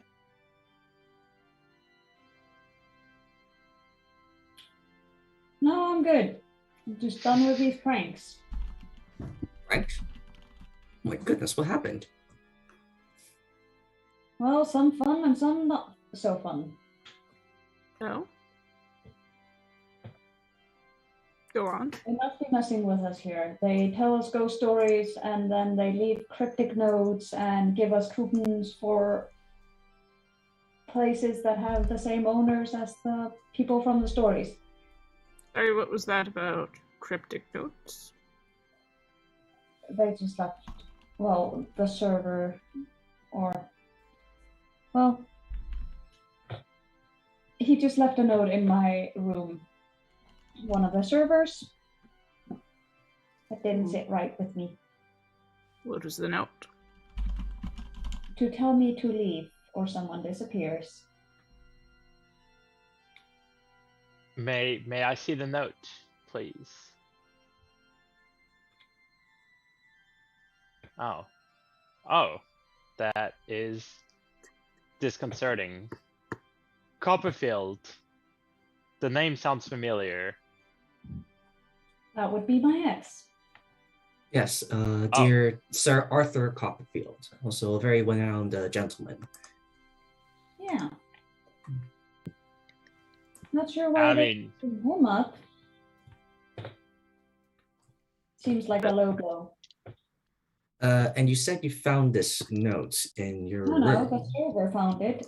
In other So- words, he brought it. Seems pretty rude. very rude. Very disconcerting. You're certain it was the servant or not? Perhaps the supernatural forces. Hmm. Those don't exist. So yeah, it was the server. He was in my room. It's interesting how a norm server would know about your relationship with Arthur Copperfield. Well, it's If kind I- of knowledge. If I could recall, I mean, forgive me if I'm intruding, but we do. I assume it's mostly just the upper class circles who know about your relationship with Copperfield and yourself, isn't it? Well, it was kind of open. But not. He did just chuck me out right after, so that definitely left a mark. Oh, yes. Being shoved out in the cold like that for apparently no reason would be very disconcerting. How disrespectful. But what would the server gain from pulling such a heinous prank on such a high-end individual like yourself, Seline? Probably his employer. You think that Richard Law has to do something with this? All of his servers are the ones talking about some menacing story. Lucius flashes for some reason, just like he wonders if his little black book has anything to do with this. Someone who knows a lot of stuff about a lot of people all of a sudden now that your book is gone. Yeah. All these things add up way too well. We definitely need to go and interrogate this end of this server who rudely pulled this prank on you for more information. But sir, it's gonna be easy to find him. all right. He also very much stands out right now. Okay, I see. Sir Gent, I believe that you require a massage. Well, I mean, I suppose I don't see the harm in it.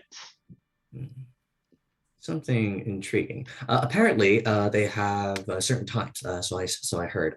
They have a massage parlor available at 6:30, 7:30, and a late one at night. So I didn't really get the last one. So I don't know if we missed that already. I'm not sure. It's past 7, so only availability would be the nighttime one. Also, it seems just a smidge suspicious how much they're, I don't know, pushing this parlor. As well as wanting to, perhaps get a bit of a nice physical sensation. I also would like to talk to this Richard Bernard, see what he knows about any of this. Yeah. Interesting enough, it's not just the guest who gets it. It's everyone. Oh.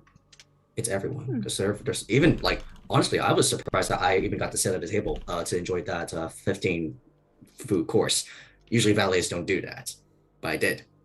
It's quite interesting. Well, you're Lucius, but yes, that is quite egalitarian. Yeah, that's great. But to extend such a offer to everyone, including the servants, that's out of the ordinary, if not egregious. Too egregious. So, as I take it, we have 2 plans. We can either talk to this server who left this note, or we can talk to Richard Bernard. Hmm. You could do both at once if you want to split the party. He is going nowhere near that server. Well, Lady Seline, it would seem that you would in need of a massage or some other form of venting out such a heinous such a I think awful experience. Seline has already had some venting out tonight. Oh, true. That's Oh. And good for you, I say. Well, should we at least find out what time the massage parlor is open at? Because if we miss our chance, then it's not until tomorrow. Well, it's So, 7:30. Oh, Who's sorry. going where? Massage. Massage along with Sir Gent. I'm also going to the massage parlor. Yeah. Oh, everyone to the massage parlor then. Great. Okay. So, when you head over there, at this point, I'd say that it's a little bit past 9, and as you arrive, you're immediately hit by very pleasant scents, smells of oils, and just pure relaxation. Someone at the very front desk immediately warmly greets you and says, "Hello, welcome. Are you here for a massage?" Well, as it happens, we're for a bit of massage and perhaps a light conversation with the owner, Richard Bernard. And I show the flyer. Is he in? Oh, that's quite unusual, but... well, we're quite unusual. Oh, okay. Interesting. And then she'll take a look at some papers, and then she nods, and then says, "Oh, just 1 second." And she will step back, walk into a fairly dark hallway lit only by candles. And you hear a knocking at a door. And then she says, There's someone here to see you." And you, after a moment, see a quite old gentleman.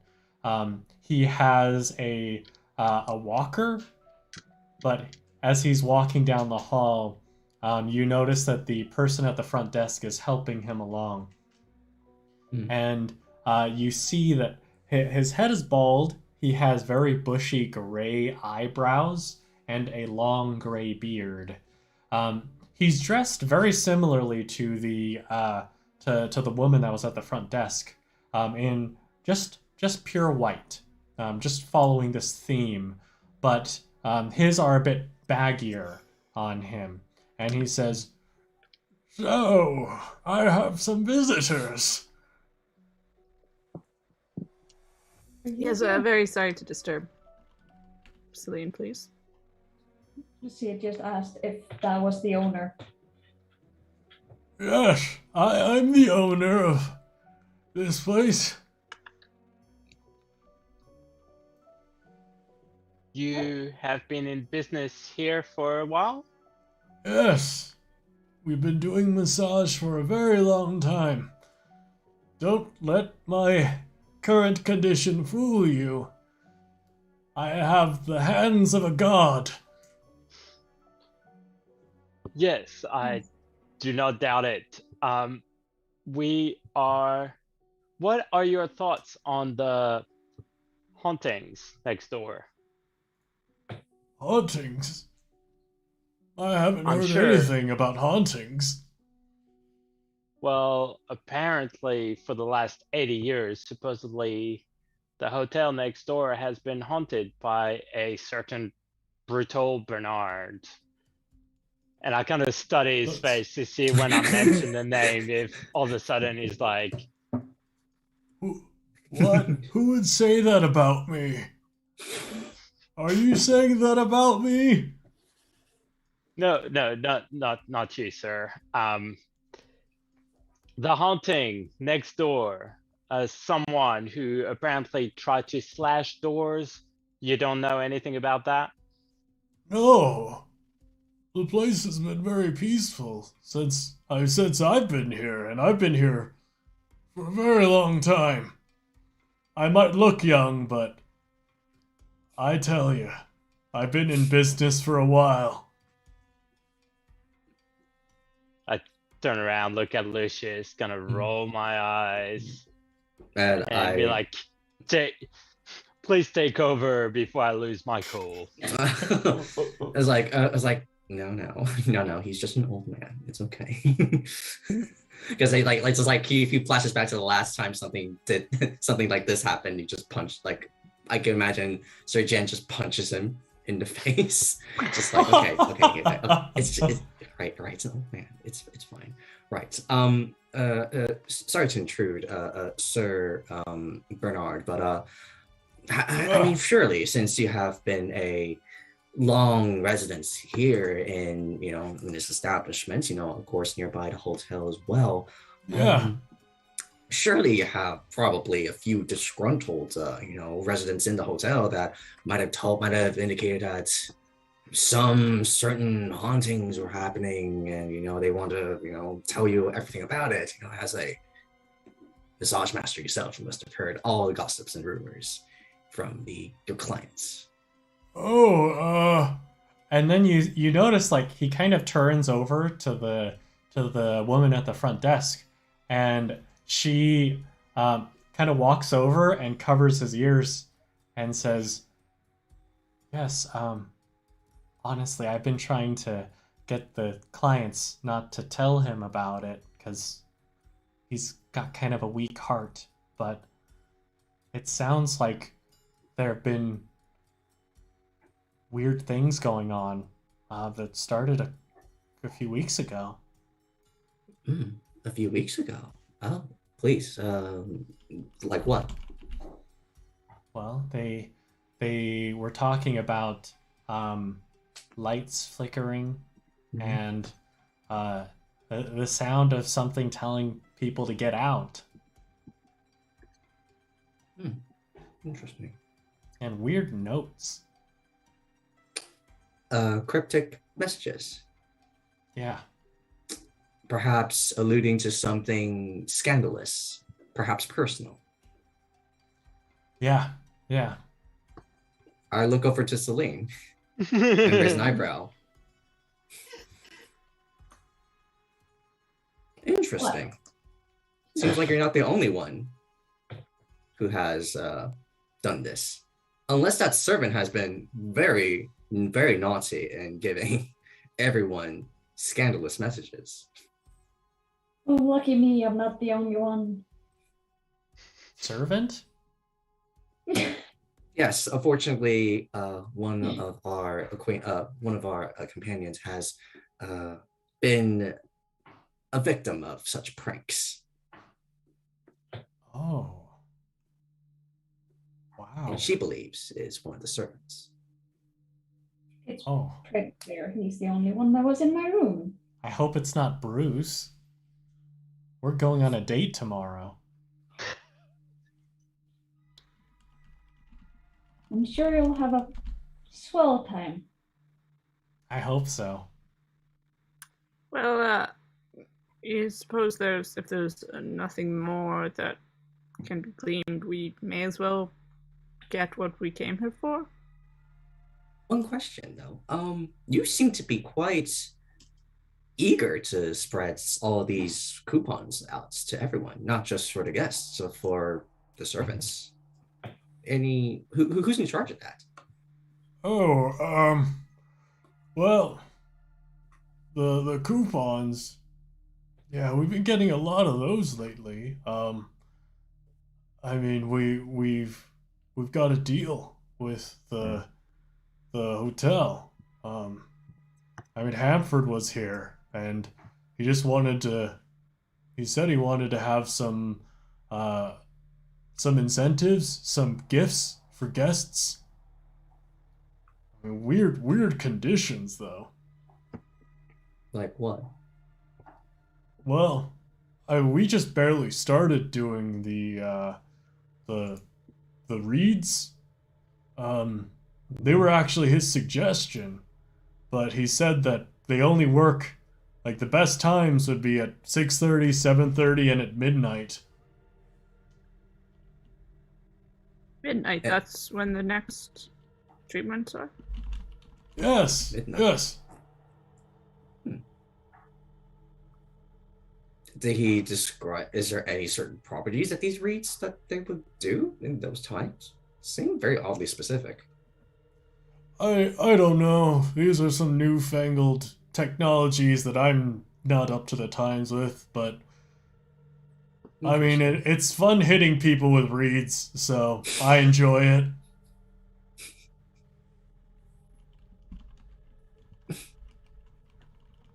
So I suppose we should come back at Midnight. midnight? All right. Well, Perhaps we should talk Yeah. to Hayward about this treatment. I'm very curious. maybe. Do you want all four of you at once?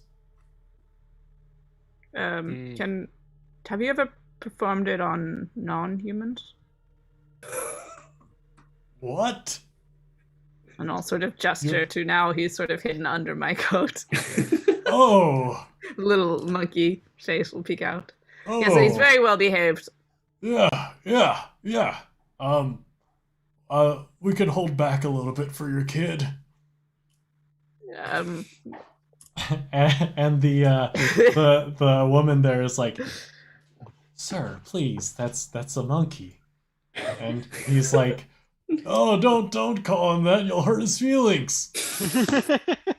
Oh, don't worry. My son is very used to it by now. Oh gosh. So 5 then. Yes, 5. Great. Yeah. What is still I will five?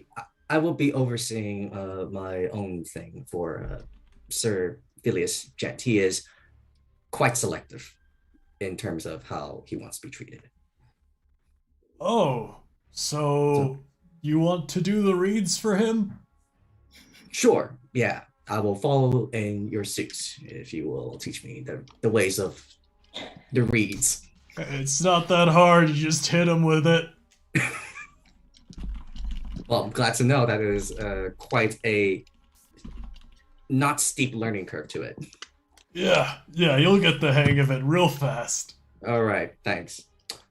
One more thing before I go. Who Yeah. are the other? And I speak to the lady. Who are the other people who received such cryptic notes? If you are inclined to disclose. Well, there were actually a few other investigators. You've probably heard of them. There was Sue's Clues. There was Pandora the Explorer. I mean, they all got those notes and they stormed out. Oh yes, Sue's Clues and Pandora. Yeah, they are often frequent investigators to our club. Yes. Oh, that's terrible. That's very, very terrible. All right. Well, thank you very much. Cool. And Yeah. I guess we could leave at this point. Yeah, if y'all have nothing else to say to this old man and the woman working the counter. I think that's it for now. So, where do y'all want to go? I'm curious to talk to Hayward again about the Oh, reads. Hamford? Oh, Hamford, yes. Okay. I think I'm actually gonna chase up Bruce. I'm Oh, going into Jerome then. Okay. That I think I should follow Sir Jen. okay, That's fair. okay. Mhm. So, Phylias and Lucius are going to Bruce, and we have Jerome and Seline going to Hamford. Great, great. So, in this case, we're going to start with Phylias and Lucius. As I would say, it probably takes Jerome and Seline a little bit to track him down, as Hamford has to go oversee most things. So Phylias and Lucius, you find Bruce manning the elevator, and he is impressive. And I look down to see that he is trouserless. Yep. Had to look quite a ways down too. Yeah. Thank goodness he doesn't skip leg day. So I'll just approach and I'll look him up and down and I'm like, you must be Bruce. Yes. Hello. What floor do you guys want? Actually, we need to talk. Anywhere where you can maybe hide your modesty. Yeah. And by the way, you guys are in room 303 and 305. And he says, a lot of times the visitors to the hotel will take me to their room if you want privacy. So we can just go to your room. That seems forward. Let's do it. Mm-hmm. Okay, are we going to Lucius or Phylias's room? I mean, we've got to go to Phylias's room. Yeah. It's clearly Okay. going to be much nicer than Lucius's. Probably. Great. Yeah. So, you go over, and of course he does the same thing, pulling the elevator doors apart. And it's just every single time another button breaks.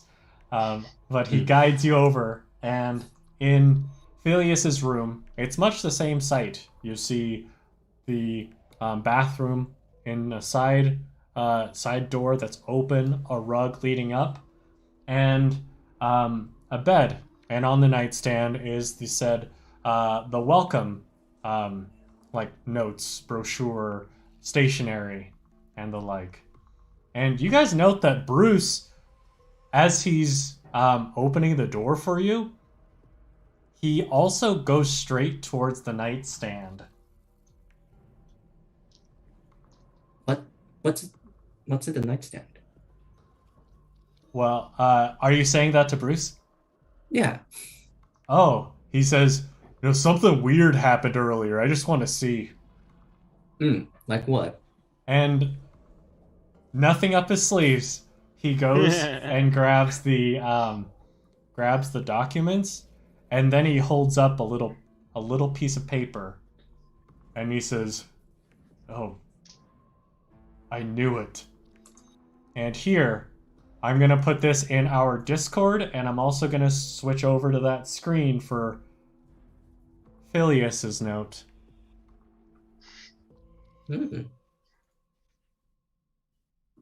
Oh.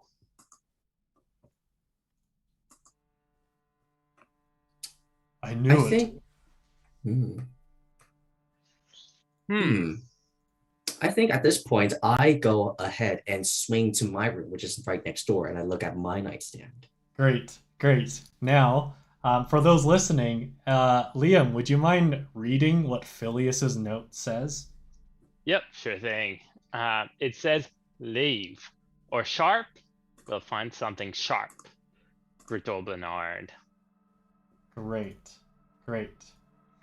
And now, Lucius, as you open up your door, go into your room, this is the note you find. Shall I read it out? Absolutely. Leave, or your secret services will be revealed.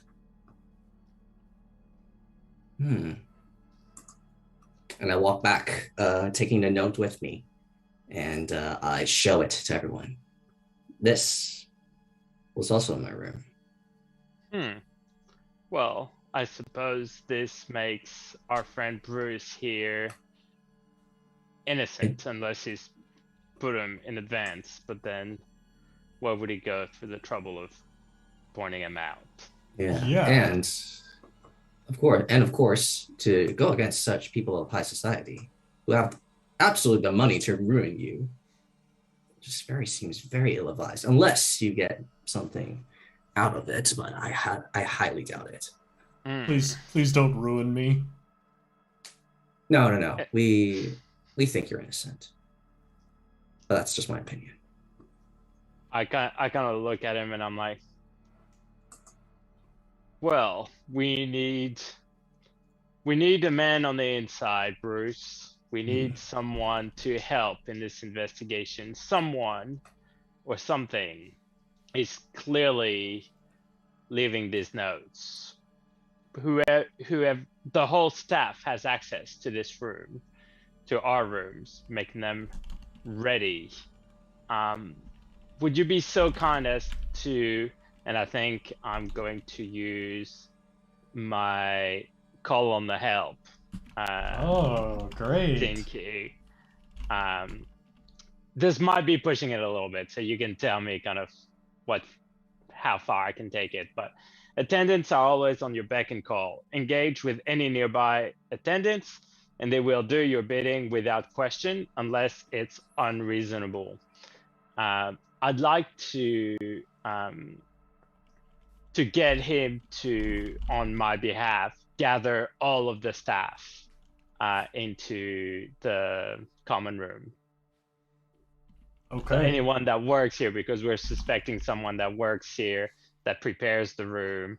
So we're like, there's only one way to find out who is responsible, and that is to interrogate every staff member one by one. All right, I'm on it.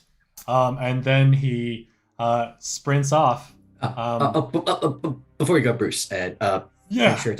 make sure to get some trousers. Oh, I'm sorry, I don't have any others. I have some spares in my room.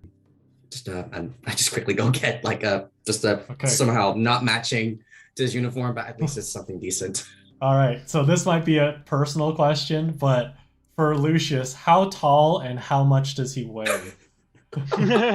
So he is around 55. Okay. I would say he's near 6 foot ish. Okay. So Okay. depending on how short the server is, given the fact, he is of age now, so Right. he is developing a little bit of a shape. Okay. Round Well, shape. this guy is 6'7", about Yikes. 260 pounds of muscle. So So he will put them on, but you know that likely they won't be on for very long if he flexes. I see the rest of his shirt and state. I'm like, well, obviously the people here can't really be bothered with measurements anyway, so it doesn't really matter. Great. So with his new pants, he runs off, and then we're going to cut over to Jerome and Seline. So, where are you going to go to try to find Hamford? Trying to remember what the rooms that were established.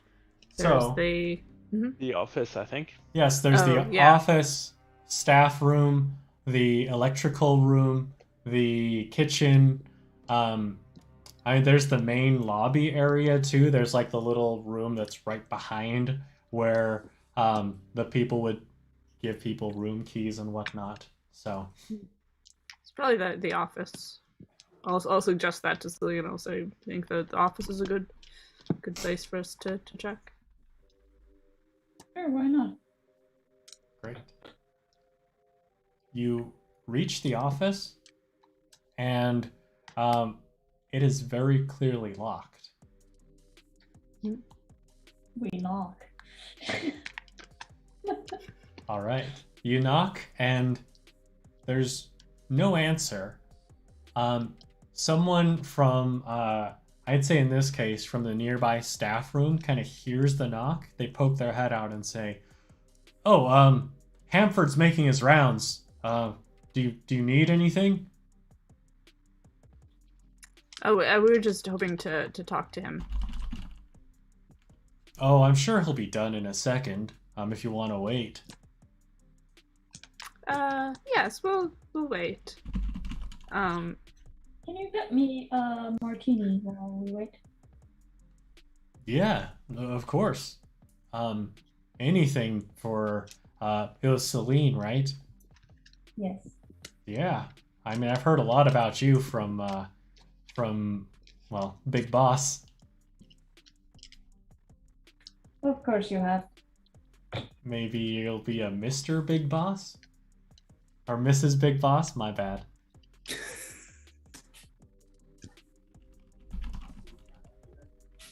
Let's just finish this night. Okay. Okay. Now,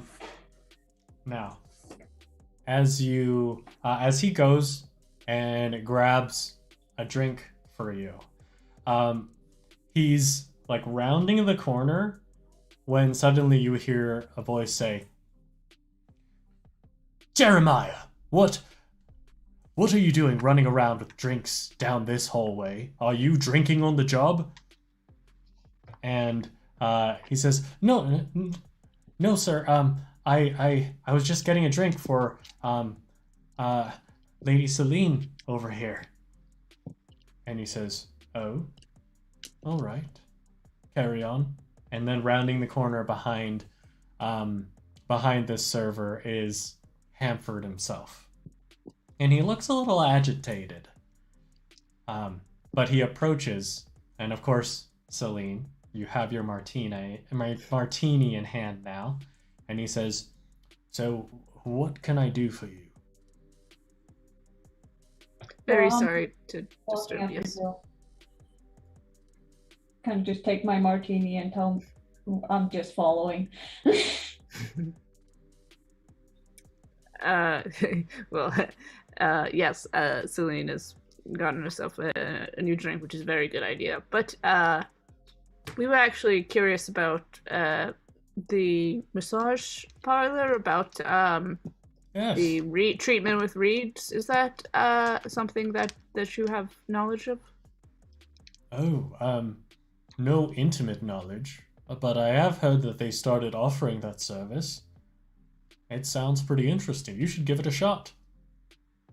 It's interesting that you say you have no knowledge of this, because we went over there before and we were told that you had very strict rules for the timing of such treatments.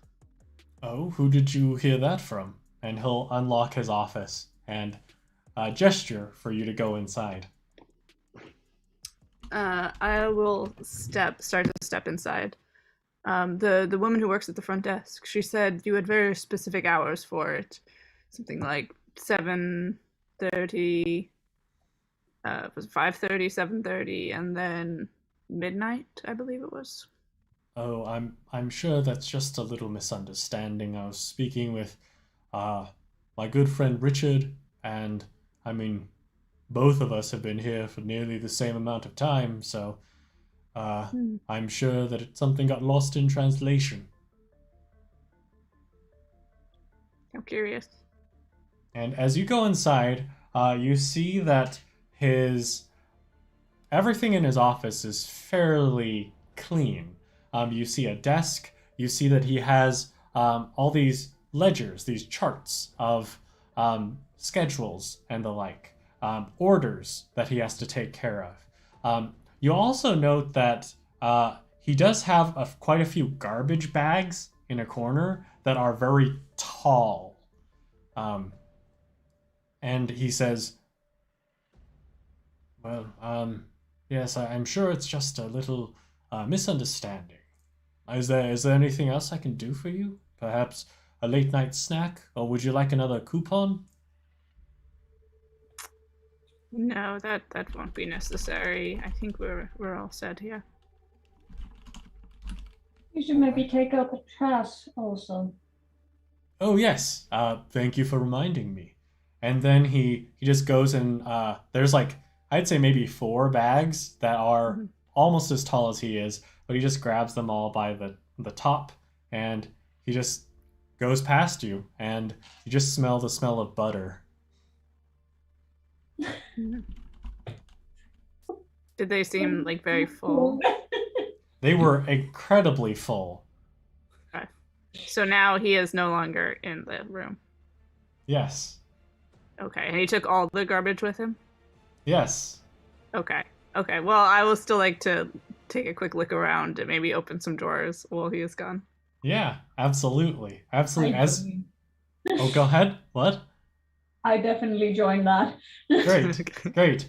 As you like take a look around, the smell is just it's a little overwhelming now. Just the smell of old popcorn that has been here for a long time now. You take a look in the drawers.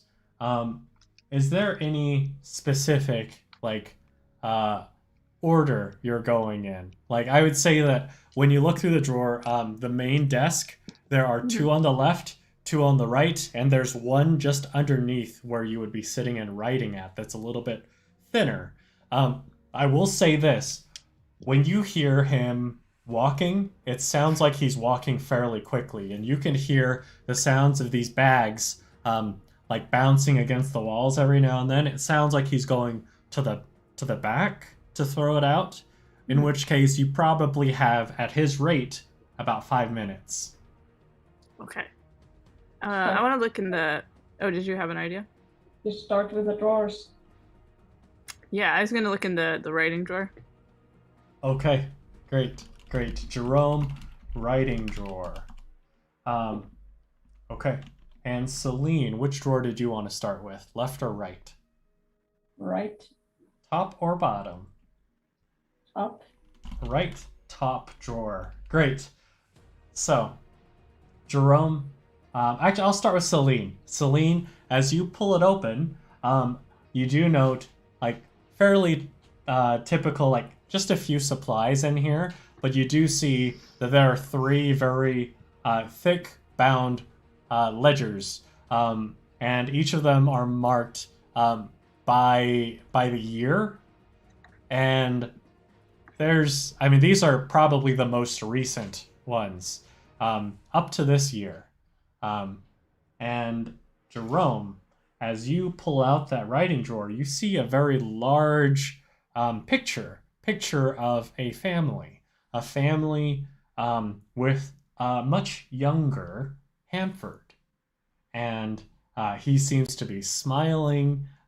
He's standing just a little, there's a little bit of distance between him and the family, but this looks like the family that owned this place before. And it's in very clear sight as soon as you pull this writing drawer out. So, Seline, top right drawer, you see ledgers, including this year's. I kind of check inside them if there's anything that like catches my attention. Yes. You note that as far as what's happened recently, it seems like most of the things leading up to about 3 weeks ago, most of the things are just pure maintenance. And only recently did they make the purchase of a commercial-sized popcorn machine. Okay. And also, as far as hirings go, and I'd say like maybe after seeing that picture, Jerome, that's all that's in that drawer. But you note that, like you peek over Celine's drawer or Celine's shoulder, as Seline notes the popcorn machine. You see that it looks like there have been a lot of new hires a few weeks ago, as though every position here has been new since a few weeks ago. I kind of go, Jerome, you want this? You seem nosy about it. And then go for the bottom drawer. Great. Okay, so you go for the bottom drawer and you feel tension as it doesn't pull out all the way. You can feel it seems to be clacking against a lock and you hear the hurried, speed-walking footsteps of Hamford as he is coming down the hallway towards you. And I'm going to come back to you two in a second. So, Lucius and Phylias, you sent Bruce off to get everyone else. You hear the sound of fabric ripping as he's sprinting. What are you two doing? I think at this point, I think I'm walking Sir Phylias Gent down the hall, and I think at this point I just start talking to him. Just be like, "Well, Sergeant, it's time that I should have to come clean about something." Oh, what is it? Well, as you may know, you didn't hire me. Your father did, to sort of keep tabs on you. He wasn't really too transparent. He wasn't being too... Keep tabs on me. I thought you were just here to help. I mean, I suppose that makes sense now. Yeah, I mean, he wasn't really as... He didn't try to hide it either. I think he was quite transparent, but anyway, I digress. So, the point of me being in your services is actually to keep tabs on you, and I often have to report back to him exactly what you have been doing. After all, that is where I get my pay from. However, I might have gone a bit too far with writing just about you. You see, you probably remember a particular little black book that I always keep on me. Yes. That little black book not only has things regarding you, but regarding every other person in upper class society. And that includes Lady Seline and Sir Jerome and you. Perhaps Sue's Clues and Pandora the Explorer. All the people who were invited to this establishment. Now, so all of this is your fault. You're the one behind it all. Actually, no, because I was around with you all the time, if you remember correctly, Sergeant. Don't talk back to me. I'm just... If it's not you, then who is it? Let me finish my story. A couple weeks ago, I lost this certain book. That's the reason why I was out of character lately.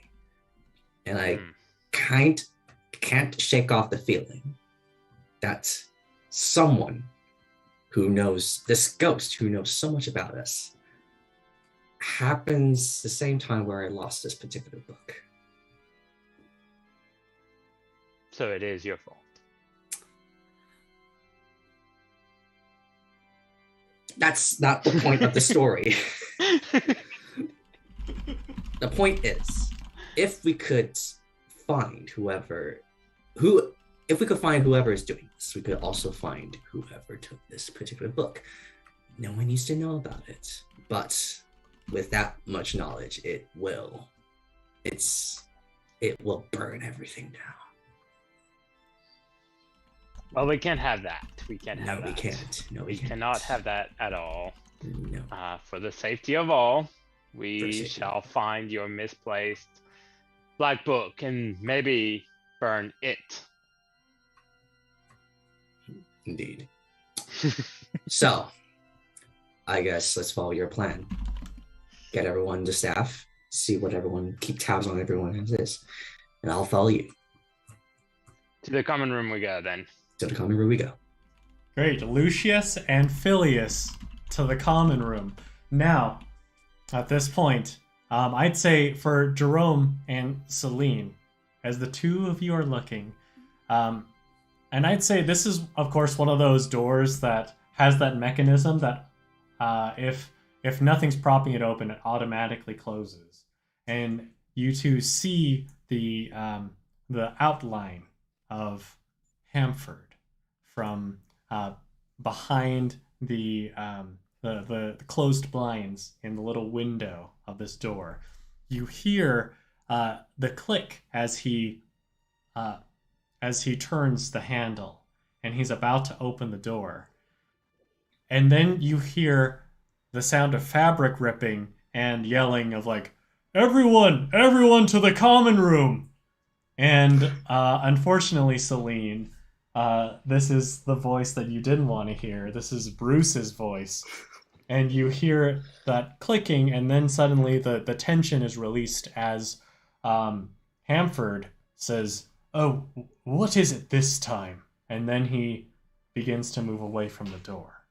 And you hear the sound of someone cursing from likely down the hall at the kitchen as he leaves to go to the common room area as well.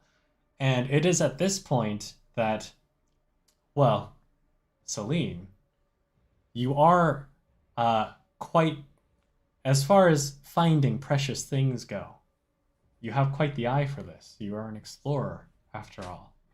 And you do note that it seems like this picture that Jerome has uncovered in the desk drawer, the thinner one, there seems to be just a little bit of an outline beneath it. And it looks like the shape of a key. I kind of go and study it a bit more and see if I can pull something up from there. And you do, in fact, pull up a key. Kind of just look at Jerome. You know, Rose really did owe me this one, so I go for the bottom drawer. Great. You unlock it, and, well, there's only one thing inside. And it's a little black notebook. I get up and start to study it. So, as you flip through, you see, of course, information. And some of it is stuff that you wouldn't necessarily know, as you are a rising star in society. You have just barely learned some of these things, but of course there are a few things that catch your eye. And as you're studying it, are you studying it on the desk, or are you kind of squirreling it away? Because Jerome would definitely notice what you've got in your He's hands. not really hiding it too much. He's just standing to the side. Okay, great. So in this case, Jerome, the first thing you see over, like looking over, of course, is your name and the word affair and Viscount Everett Valentine. And Seline, as you're looking around this area, you also, like flipping through, you see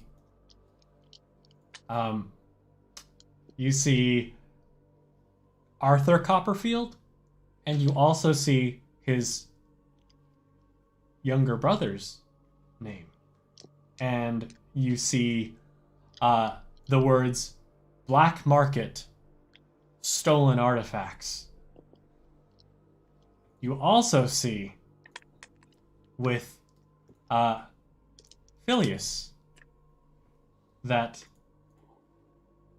there are two names, of course, Phylias Gent and Amelia Sharp. And it says secret relationship.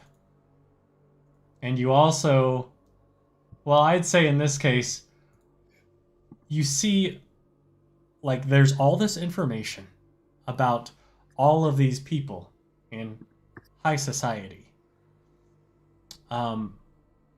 And I'd say you also note that there may be some little journalings, and everything is noted in military time. But this looks like quite the scandalous piece of literature. Yeah. What are you gonna do? Kind of snap it back, like closed, and just go, I'm keeping this. It does seem quite the delicious little tome of blackmail. Where did it come from? And how did it come into the possession of Hamford. That's his name. Servers know a lot. You have to be careful around them. Well, I think this might have something to do with this current situation. Shall we go find the others? It sounded like there was a commotion coming from the sitting room anyway. Should we check the other drawers? I guess, yes, I suppose as long as we might as well just quickly go through them. Make sure there's nothing else of interest. Great. So, I'm going to come back to you guys in a second. Phylias and Lucius, you reach that common area, and you see that most of the staff have gathered together, including our good friend Hamford, as well as Richard Law. And Richard Law seems a little frustrated. He's like, "What is going on at this time? Why is everyone meeting here?" So, what do you two want to do? At this point, I think I'll be a bit frustrated. It's like this day hasn't been quite as relaxing as I wanted it to be, and I'm ready to get this finished and done. And so when he starts kind of complaining, I just kind of look at him a bit with authority, and I go, "Please sit down, sir. It is time for us to come down to the bottom of this." And I just kind of look around the room. How many people do we have in there, roughly? Staff-wise, like I'd 20 say, of them? Yeah, somewhere around 20 of them, because you had the people who were who helped you with your bags, people who are doing housekeeping, the people in charge of the food. There's a fair amount of people in here. Yeah. And so I'll kind of look over at Lucius. I'll kind of lean in a little bit, and I'll just say, "Keep an eye out. Look for reactions." I will. And I turn back around to the rest of the staff, and I'm like, "It has come to my attention that someone amongst you has found something that does not belong to them. I speak of a small black notebook." And I kind of scrutinize everybody's faces to see if there's any reaction from anyone. Great.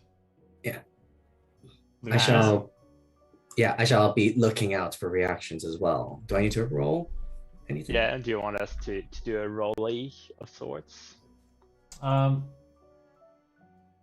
Yeah. In this case, Wit and sharp? let's do it. Yeah. Wit and Okay. sharp. Okay, 1, 2, 3. And it has to be what? How many successes do you want out of this? Yes, how many I'm gonna do a successes? little sliding scale here, where Okay. Yeah, I'll give you information based on how successful you are. gotcha. Okay, I just rolled. Okay. I got 1 6. Okay. Remember, 5s and 6s count as successes. Oh. So Then I got 1 5 and 1 6. that's 2 successes. Great. Mhm. I got a 1 and a 2. Not Great. as perceptive. Great. But I'm going to use another one of my scene cues. Okay. Okay. And or do I save it for later? No, I'll use it now, whatever. Excellent. I'm going to say luck on your side. For whatever reason, life just has a way of working out for you. You automatically succeed on a failed roll of your choice. You can use this for another player, blah de blah de blah. Mhm. So the way I'm thinking that luck is on my side is that when I say when I say like the black little notebook, maybe whoever knows of it would have like taken a sip or a bite out of something, and they just didn't expect it, and they kind of go Oh, great. Great. so they kind of like it could have been a coincidence, but it could have been something that kind of gave him away.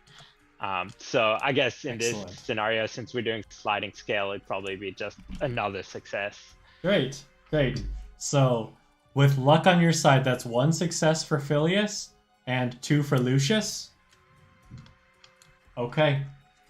So, what happens here is none of the cooks seem to know what's up. None of the kitchen people do. A couple of there's a housekeeper and there is one of the valets who helps with the bags. They seem noticeably nervous. And one of them, I'd say in this case, one in particular, the housekeeper, looks like they're trying very hard to keep their cool, and like Lucius notices this the most. They're fidgeting really badly. Their knee is bouncing up and down. Nice. Mm-hmm. I think when I pick that up, I'm going to lean into that, and I'll just go up to him and I'll be like, "You, sir, you look suspicious. You know something. I know that you know something. The consequences of what you have been doing here are beyond acceptable." And then I'm gonna use another scene cue because I really want to like fully lean into this. I'm gonna use "Don't You Know Who I Am?" Great. Which is one of the scene cues that does have a plus scandal to it. But I'm going to be, I lean into him and I'm like, "My name is Sergeant. Do you not know who I am? Do you not know my family? Do you not know the history and the power I hold over this city? Great. If you know something, say it now." So, what happens here is like you can kind of see his face getting more and more red, and he's shaking more and more, and you can hear whispers of like, "What? Sir Gent is here? Isn't he that the lazy son of the Gent family?" And it's like there's like all this pressure. Lucius, you can see it's like it's all bubbling over like a teapot on the stove. And I'd say I'm gonna cut over real quick. Seline and Jerome, the two of you hear Phylias exclaiming this from inside the common area. And the last thing that y'all note in the other 2 drawers that aren't locked are old ledgers of long ago, and they all seem to be written and documented in such a way that it seems like a happier time. And you also note that it seemed like Hamford, everyone that he was working with, he had a very good rapport with all of them as well. There are even little scrapbooks that he kept of the family that owned this before. But the 2 of you hear Phylias exclaiming all of this. What do you do? Shake my head. Yeah, I'm gonna go follow the noise. Great. Be like, that boy's gone into trouble again. As he's leaving, Seline closes the drawers and locks the bottom one and put the key back. Okay. Make sure that it's the same. Great. Okay, so as the 2 of you come out, that is when Phylias and Lucius, you see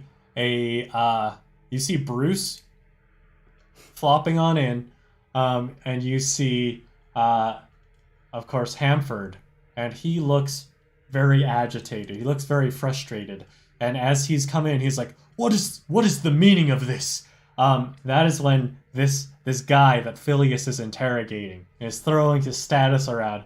He looks over and he says, Him! He told me to put these notes in people's rooms. Interesting. And I think at that I've got him by the collar and everything at that point, and then I just kind of push him back down. And I turn around and I look, and I'm like, "What is the meaning of this, sir?" Oh, I think we know the meaning of this. Oh. Sorry, I just can't. Oh yeah, fantastic. Like, I'd say Hamford is like at a loss for words, and that's when Jerome chimes in from behind him. And he's Sorry, like, I just love a dramatic entrance. What can I say? Yes, no, you arranged this whole little haunting, didn't you? Because what was it? You missed the old family? You wanted to ruin, the new owner? Is that right? What is this? Is this true, Hamford? And Hamford is like, no, clearly not. I have been working here for years. Yes, but my loyalties lie with the hotel. You have no proof. We have a whole drawer full of proof. What? What do you mean? Well, we found your little book of secrets. If you're trying to embarrass us, I mean, well, perhaps you can embarrass some of us, but, well, I court scandal, as it were, so No. good luck with that. Peace. And you can kind of see everyone, all the staff around him are like standing up and facing him. And Richard Law specifically, he has like his demeanor changes quite a bit, and he looks. I mean, your interactions with him so far, he's been a fairly disgusting man, but you see maybe the sort of fire in his eyes that let him amass this fortune. The fire in his eyes that, I mean, maybe once upon a time led to something with Aunt Irene. But you see him say, Hamford, I will not stand for this. And he looks over at Bruce and says, Bruce! Whoa. But anyway, get him! Throw him out! And Bruce will grab Hanford by the arm, drag him to the front, and throw him out of the building. And Richard Law will come to the four of you and say, Thank you. I never would have suspected. He seemed like such a kind and diligent old man.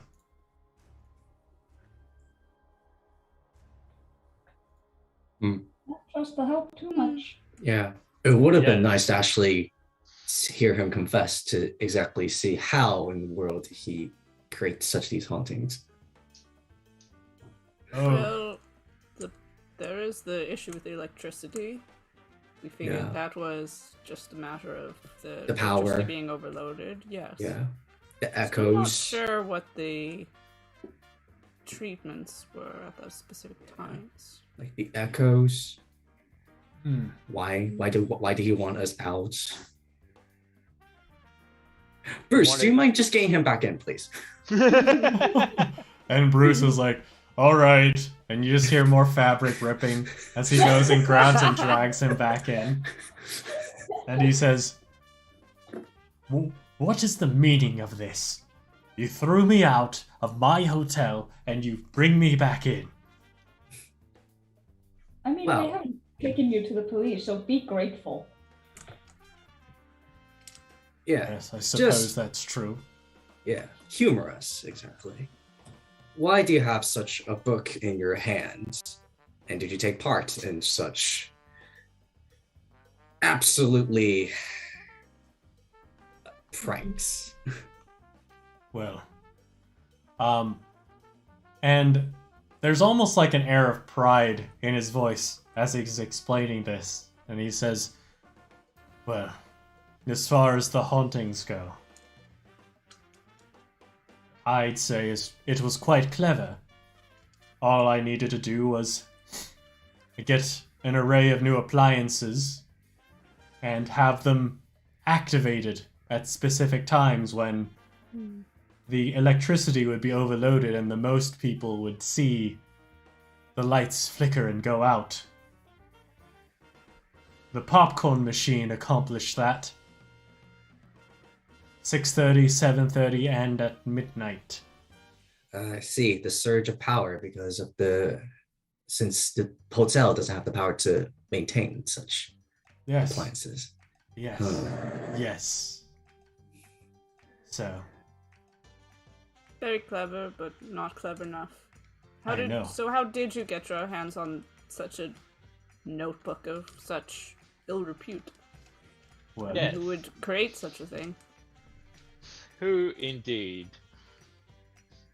well, it was just one moment where, unfortunately, Lucius, you were a little careless, perhaps in following this one, and he kind of gestures derisively at Phylias. And I saw it. I noticed you jotting these notes down. But I finally found a chance, and I nabbed it.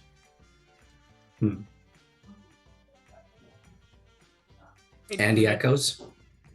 And how'd you get into the people? I mean, of course, you probably just told the housekeepers to put the notes in.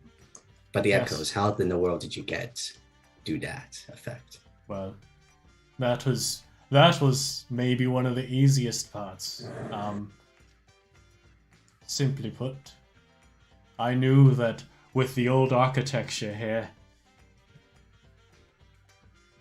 as far as these two structures, the connecting structure, the massage parlor, I had stumbled upon a new treatment with the reeds, and I heard people screaming out whenever they were struck by them. And so I simply suggested this treatment to Richard Bernard next door. And with the walls as flimsy as they are, the pipes were able to carry whenever people would yell out, "Ow!" And the resounding of the reeds on the skin was enough to create the sound. And I would have gotten away with it too if it weren't for you meddling adults. Well, shall we take him to the police then? Actually, allow me to handle this if all of you might be so inclined. Oh, Please, have go fun. ahead. And I Of course. do want to talk to you later about this book of yours. It's actually quite yes. brilliant. No, Well done. actually, in that case, can I have that back, please? No. Madame Seline, I understand that is my possession. And it should, in fact, be blown back to me. So at this point, with this argument, I'm gonna zoom out and we're gonna go into the aftermath. I want each of you to talk about what happened in the days after these events. You have complete narrative freedom here. I will start with Seline, and then I will go to Lucius, and then Phylias, and finally with Jerome. So at this point, y'all solved the mystery. Y'all figured out that Hamford was the one behind trying to sabotage the new owner of said hotel, and as such, you were able to uncover his dastardly plot. So now we learn, well, what happens next? What happens next for Seline? Well, she does eventually give the notebook back after ripping her part out and telling him that she knows how to get to him if she ever finds out he goes after her again.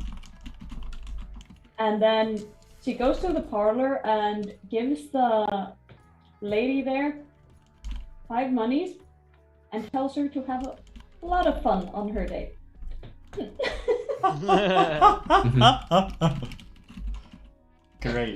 Great.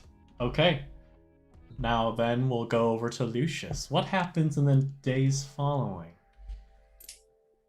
So, a couple things. Firstly, he deals with, loose ends, given the fact that people know about this little black book information. So firstly, he deals with Hanford in his, the only way he knows possible, calling a few friends from the Secret Service, I would say. Make sure to keep tabs on him. He does notice the fact that the book does have a rip out of the, I'm sure that Seline was talking to me when she ripped out the book, right? Yeah. Let's just say that somehow, some way, that thing disappears.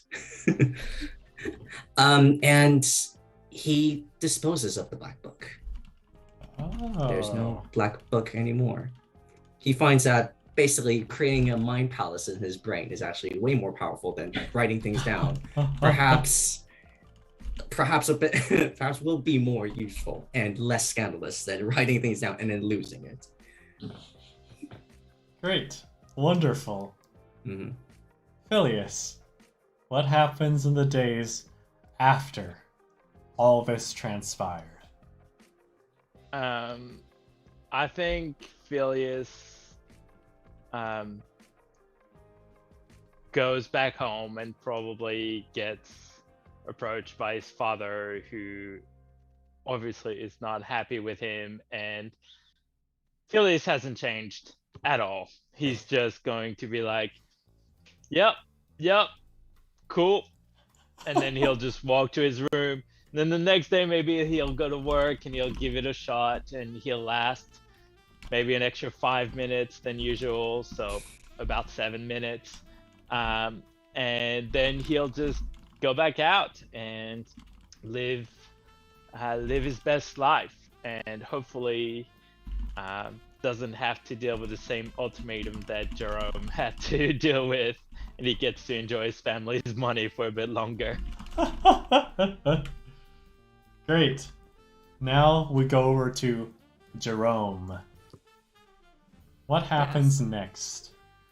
Well, he does fill in his aunt on the situation, and she is, I'm sure, rewarded him handsomely for the information and exoneration of her personal friend. So with that money, he is able to finance an exhibition of his photography, which is quite successful. It makes quite a stir in the city. It's just everyone coming around to see these very daring and fascinating portraits. Many of them of members of the Cipher Advisors. And so with that, he's able to sort of, have enough money to just sort of keep him afloat. Although then he does immediately go and spend all of it on an enormous party for the members of the Cipher Advisors, and just another one of his, raucous, wild parties, thereby just setting the whole, system all up again. Fantastic. We will need to find another source for money. Outstanding. And as we see all of those aftermaths, we get one last zoom in as a housekeeper goes into the one room that y'all didn't open up yet. And it is Jerome's room. And I'm gonna put this in the Discord and show this on the screen of what said housekeeper finds. And the person looks at it and says, "What's this?" And just puts it in with the rest of the garbage and goes to throw it all away. And now that was our game of Flabbergasted. Hey. So, at this point, before I do all my thank yous, I would like each of our cast tonight to, again, say your name, say who you just played, and if you have anything to promote, if there's like a channel or a Twitter that you'd like people to follow you on, then please feel free to share with everyone that. So, well, let's start with Krissa. I'm Krissa. I played Seline, who was the well-to-do. And yeah, I don't have nothing to share. Okay, fantastic. Thank you so much for playing, Krissa. Henry. Hi, I'm Henry. I played Lucius Moncroft, the health scandalous. But yeah, I have nothing to promote, but had a really good time. Thank you very much. Awesome, thank you. Liam. Hey, I'm Liam, and I played Sir Phylias Gent, the aristocrat. You can find me in the next week or two at a Geek of One's Own, which is a channel that I'm going to be starting soon. That's going to do a lot of role-playing games, a bit of video games as well, and interviews, hopefully, with some creators from the nerd community. Fantastic, fantastic. And finally, Kaylee. Hi, I'm Kaylee. I played Jerome the Bohemian. Check out mastermindadventures.com. It's a GM for hire company that I work for. If you email me at KREICHMAN@mastermindadventures.com, I can help you get set up with finding a GM to run a D&D game, another type of game. Perhaps we'll even have a Flabbergasted game at some point. Yeah, let me know. That'd be wonderful, wonderful. Thank you so much for playing. And of course, I've been Matt. You can find me on this channel. I pop on over to other channels to play every now and then too, like Level 1 Geek or the Let Us In, where we're playing Arium. So, well, that's it for us. I just want to thank you. First off, our cast, you all are wonderful.